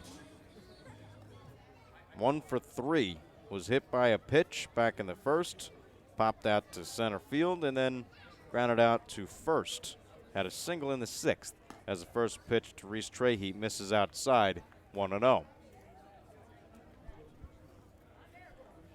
Copperheads 8, Clippers 4. Runner on first here in the bottom of the 8th inning with only 1 out. Clippers do have 7 hits now, but 3 errors on the game. As the fastball misses low and outside. 2 balls and no strikes. Owen Shellhammer from Corvallis, Oregon. Puget Sound, University of. I was a sophomore, 6'6", 185. Has a 10.5 ERA as the fastball hits the outside corner. 2-1. This will be the 4th appearance for Shellhammer on the season. He's only pitched 2 2/3 of an inning. Make it 3 with the out of Sebastian Fabic. 5 strikeouts, has not walked anyone, and has given up 7 hits on the season. His last outing against the Cincinnati Steam went 2/3 of an inning, didn't allow a run. As the ball misses outside, 3 balls and 1 strike now from Owen Shellhammer to Reese Trahey. However, he did allow a hit, which a run did come around to score for the Cincinnati Steam in the loss on June 19th for the Muskegon Clippers, an 8-7 loss. Shellhammer's ready. The 3-1 taken low and outside. Ball 4. So that would be the first walk allowed by Shellhammer on the year. And Zion Avery, in search for his first hit of the day, will stroll in.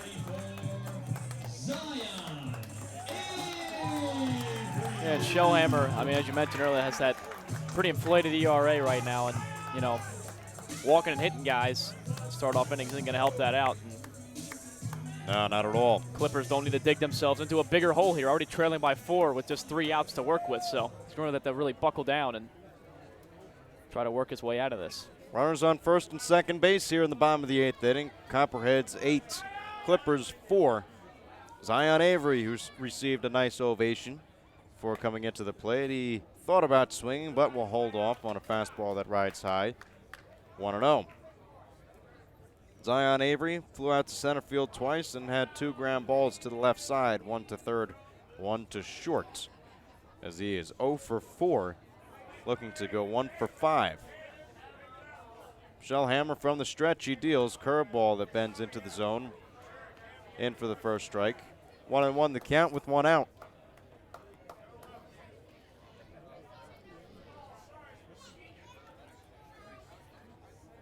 Shellhammer looks into his catcher, Peterson.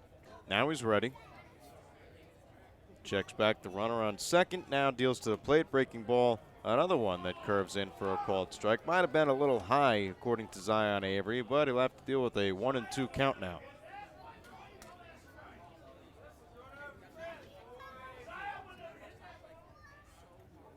One, 2 the count. 1 out. First and second here in the bottom of the 8th. Shellhammer's 1-2. Fastball misses low and away. Evens up the count at 2 apiece.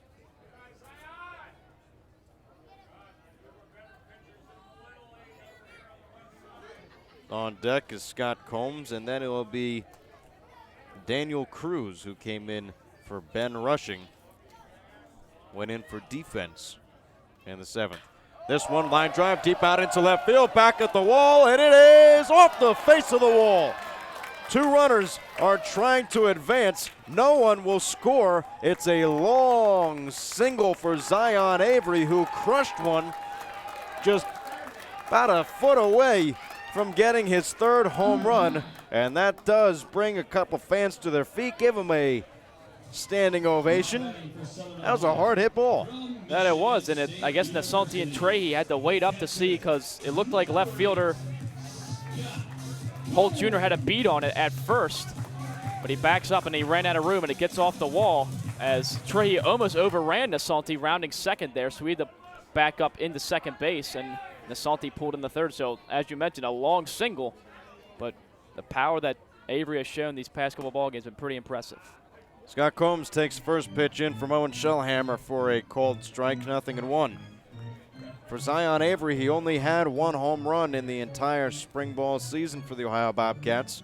Had 2 in yesterday's game and I mean just, missed his 3rd. 0-1 pitch. Scott Combs grounds one over towards 3rd. He can't handle it correctly. The throw over to 1st does save himself, but instead of a double play, 3rd baseman Shane Easter will just go to 1st for 1. 1 run will come in to score. Lucas Nasanti comes in, and Scott Combs has an RBI ground out.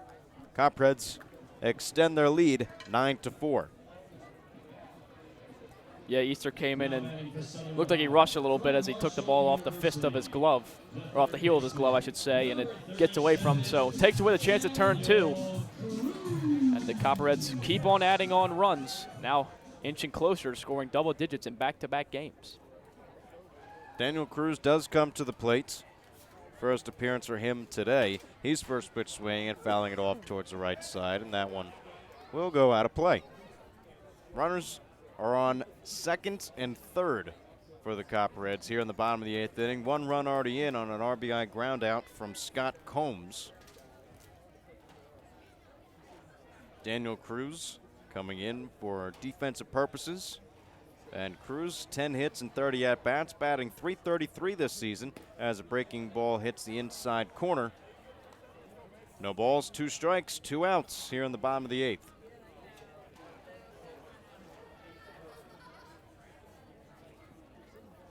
Cruz plays his ball at Marshall University.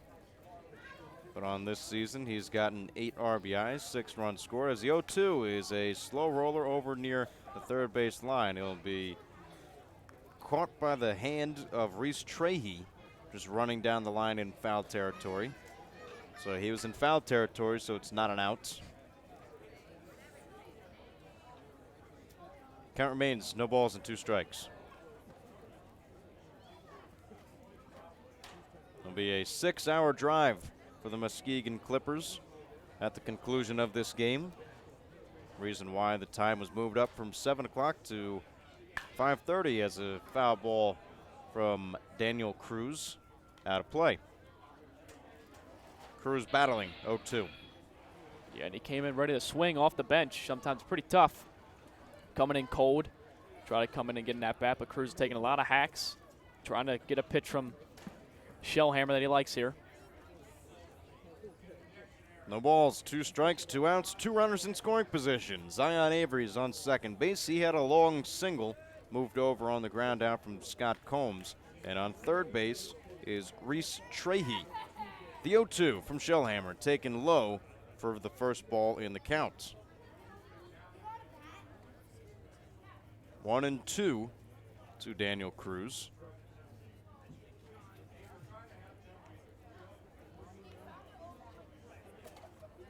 As Shellhammer looked to put the inning to rest, only giving up the 1 run.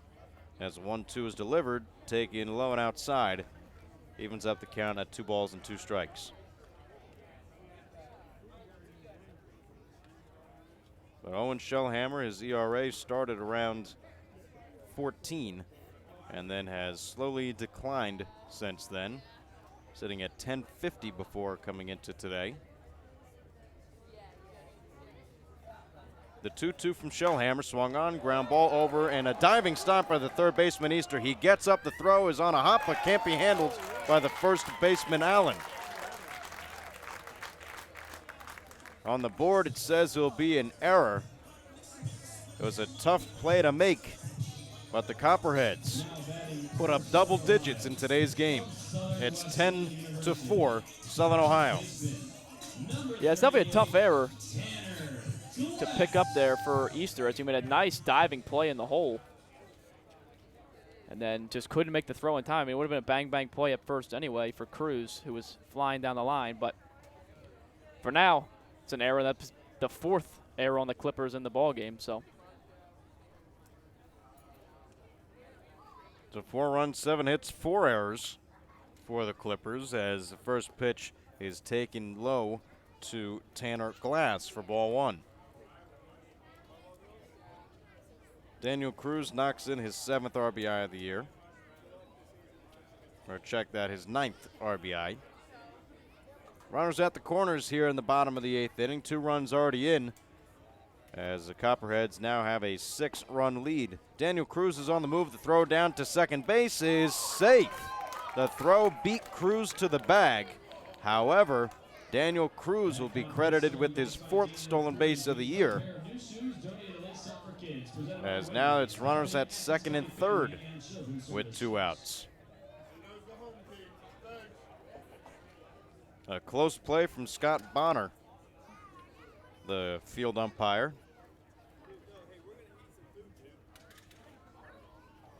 Two balls, no strikes, 2 outs to Tanner Glass.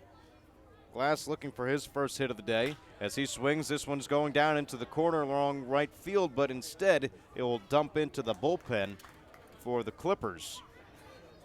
Just could not keep it fair, as that ball quickly popped out of the bullpen. Michael Blatchford now running it down along the first base side, and will toss it over towards the dugout for the Clippers. 2 balls, 1 strike, 2 outs here in the bottom of the 8th inning. Copperheads 10, Clippers 4. 2 runners in scoring position. Tanner Glass looking to knock them in. The 2-1 swung on, and a foul ball down the left side, down the third base line, and over near the dugout.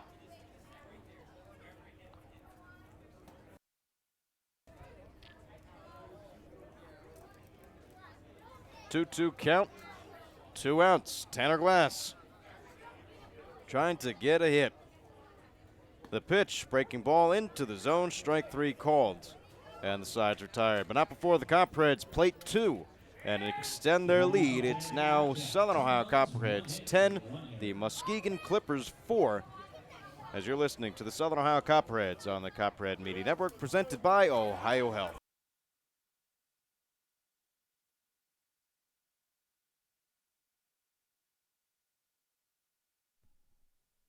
Fans, Jackie O's Pub and Brewery is the official pregame and postgame hangout for the Copperheads.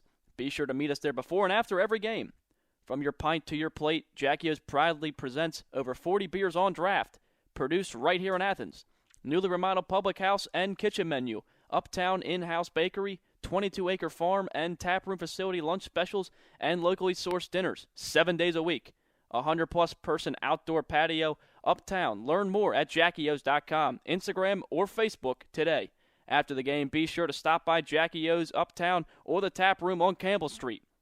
Just because the game ended doesn't mean your night has to. Jackie O's, the official pregame and postgame sponsor of your Copperheads.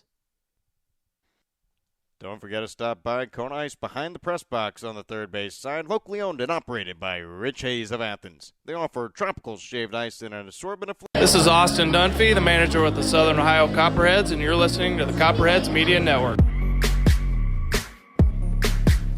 Bottom lineup due up here in the top of the 9th inning for the Muskegon Clippers.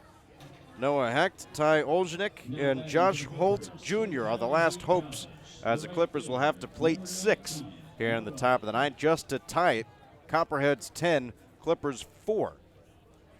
Braxton Kelly on the mound. His first pitch swing is Noah Hecht. He flies it out into center field. 1 pitch, And one out. One-hand catch made by Lucas Nasanti. Now batting for the Clippers from the University of Missouri, Columbia. As now there's one out here in the top of the ninth inning. Copperheads looking to get 3 straight wins. They'd also go above 500 at home, as now this pitch is driven deep out into right center field, back at the wall and looking up, and it's out of here. The Muskegon Clippers get the first earned run allowed against Braxton Kelly on the season, all the way down the 380 mark in right center field off the bat of Ty Oljanik. As they claw 1 run closer, it's now Copperheads 10, Clippers 5.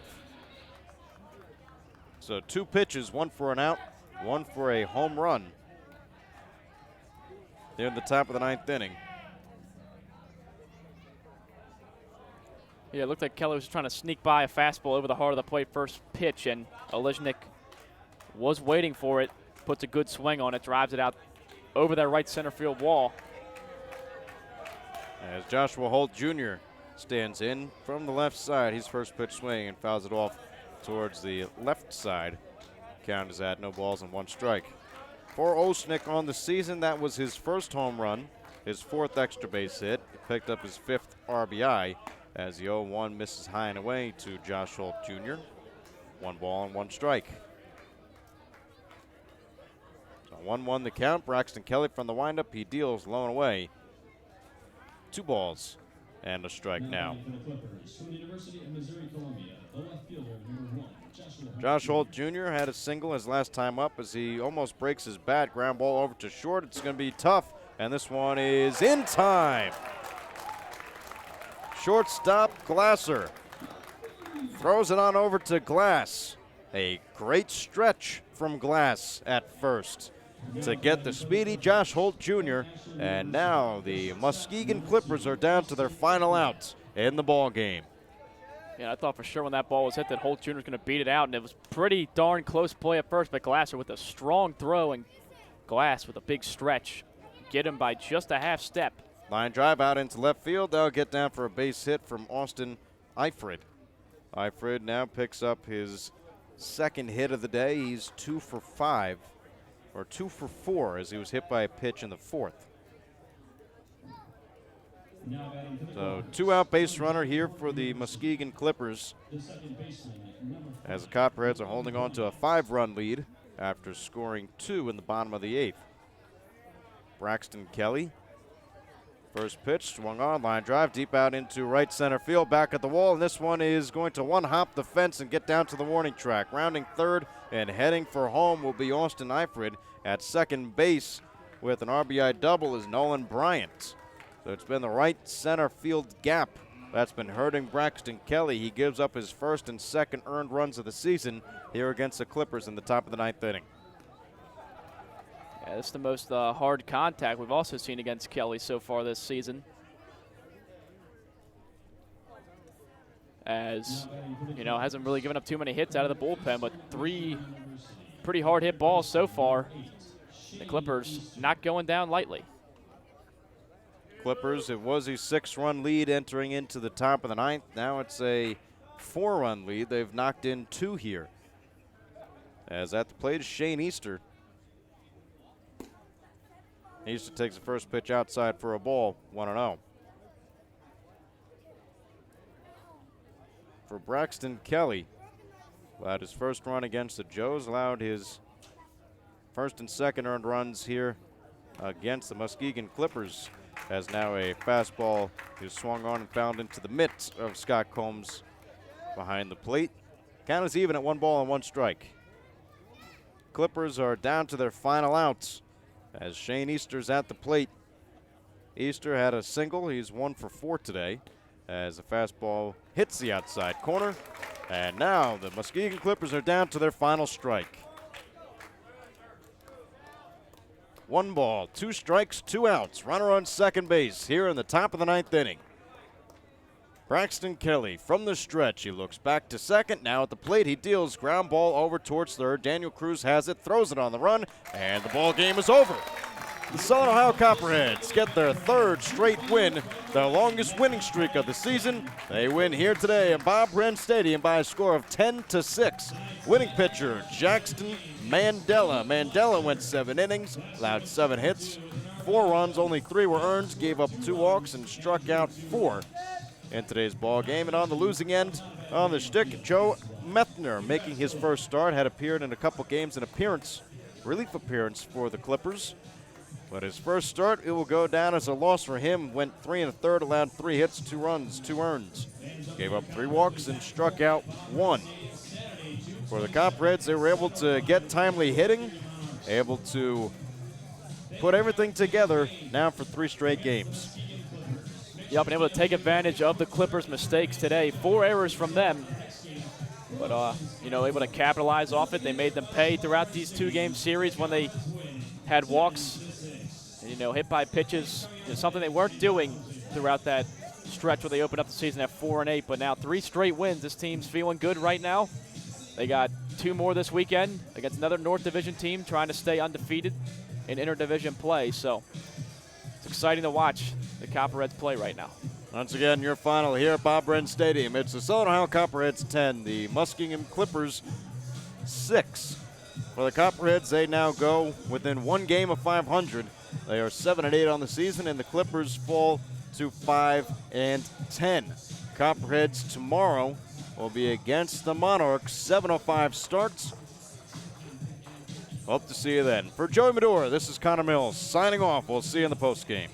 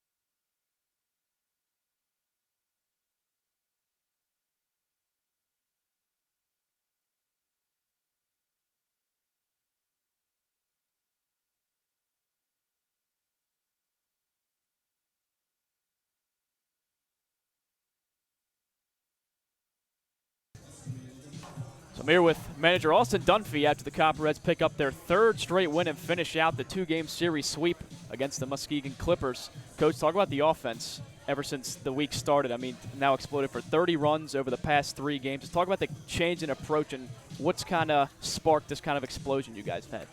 Man, it's just having a plan at the plate every at-bat. They can't give stuff away. We were doing that a little bit early, swinging at bad pitches. They've been putting in the work, man. All the credit goes to those guys. They've been working their tails off trying to get better, and they've been doing a better job at hitting hittable pitches, laying off the ones that aren't so hittable, bailing out the pitcher that we were doing early on. But man, awesome job to those guys. Last 2 games leading up to this one, we had 30 total hits, which is astronomical. So man, those guys are on fire right now, and it's so fun to watch. Talk about Zion these past couple games. I mean, showing the power yesterday with the 2 homers, and he hit that ball, which I thought was sailing over, but it got off the wall. Just talk about his kind of how he's been adjusting these past couple games after kind of the slow start he had. He's been tweaking his swing a little bit. He had a little hole in there. He and Coach Blatchford have been working pretty close the last few days. He's kind of simplified that thing a little bit. He had too much rock in his swing, which was kind of throwing his eye level off. So it was making it a little bit difficult for him to see the ball. So he knocked that out of his swing. So he simplified that a little bit, and he started focusing on getting his hands to the ball. And, man, it's been showing. He's been knocking the crap out of the ball these last 2 games. A little slow start today, but eventually he's going to get a hold of one. He did. Just bounced off the top part of the wall there in left field. Man, it's a great feeling as a coach when you see a kid who's struggling really bad with something, makes a fix, uses some advice from your coaching staff, and it starts to work out for him. That's exactly why we do this. And it's awesome to see that out of a good kid like Zion. So talk about Jack in today's start. Not his best start, but he's able to give you 7 strong innings. He gutted it out despite giving up a few runs, a couple errors here and there. So just talk about what you saw from him on the mound. Man, he gave us a chance to win, and that's exactly what you want out of your starter. You don't have to be perfect. You don't have to have all your best stuff, but if you compete in the zone long enough and limit those big hits and runs, if you can limit those to one or two when they come, it gives our offense a chance to pick them back up, and that's exactly what he did. His breaking ball wasn't quite as sharp as it's been, but man, he didn't back down from those guys. And that makes a true competitor. Guy still toes the rubber and chucks that thing in there and knows that we're going to pick him up on the offensive side. And that was huge for us today. Let's talk about Braxton coming out of the back end of the bullpen. Obviously, he gave up the 2 runs today, but he's been one of the stronger arms out of the bullpen so far. Yeah, he's a good guy from Ohio University. A little unfortunate we haven't been able to get him in there as much. Just the situations didn't call for him. Man, what feels like a week now. I've been looking for an opportunity to get him in there, but with that being said, it's been saving our bullpen. Like our big win last night, we were able to throw some different guys out there, but then we had a chance for Braxton to come out and throw, and he cruised through that first inning.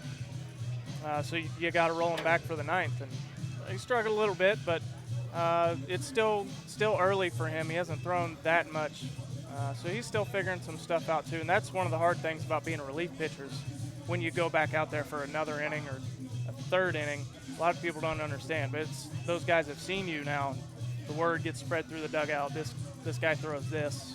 He has a tendency to do this. So word spreads, but ideally you want a relief guy to come in 1 inning and shut him down, and then we'll roll through another guy. But he was just too good that first inning. We had to put him back out there. So you're sitting at 7-8 now, 3 straight victories, kind of climbing your way up in the division right now. What do you think the limit is for this team this season with everything that's happened through the first 15 games? There's no limit. Just the fact that our pitchers have the 2nd lowest ERA in the league, and we only have 8 of those guys. There's no limit to what these guys can do. They've been absolutely phenomenal in all aspects. We've struck out a little bit too much, but we're starting to get that part figured out. But man, we could make a push at this thing, and I wouldn't be surprised if this team won the whole thing. They're that good. So I don't see any limits to this ball club this year. All right, Coach, congratulations. Thank you for joining us. Thank when we you. come back, Connor will be with the Dan Inman Player of the Game, Phil Glasser, so stay tuned.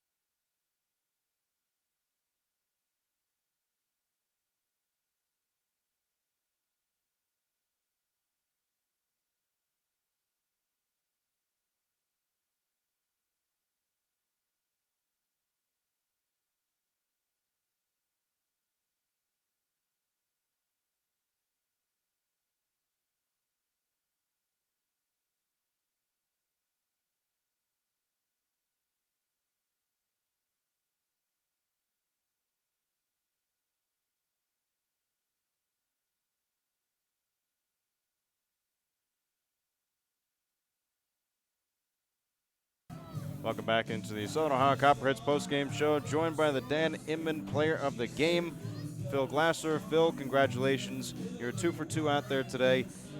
hitting has really been coming alive over the past 2 games. What's kind of clicked for you? I think it's just sticking to my approach and not trying to do too much, not pressing, and just go up there and with confidence.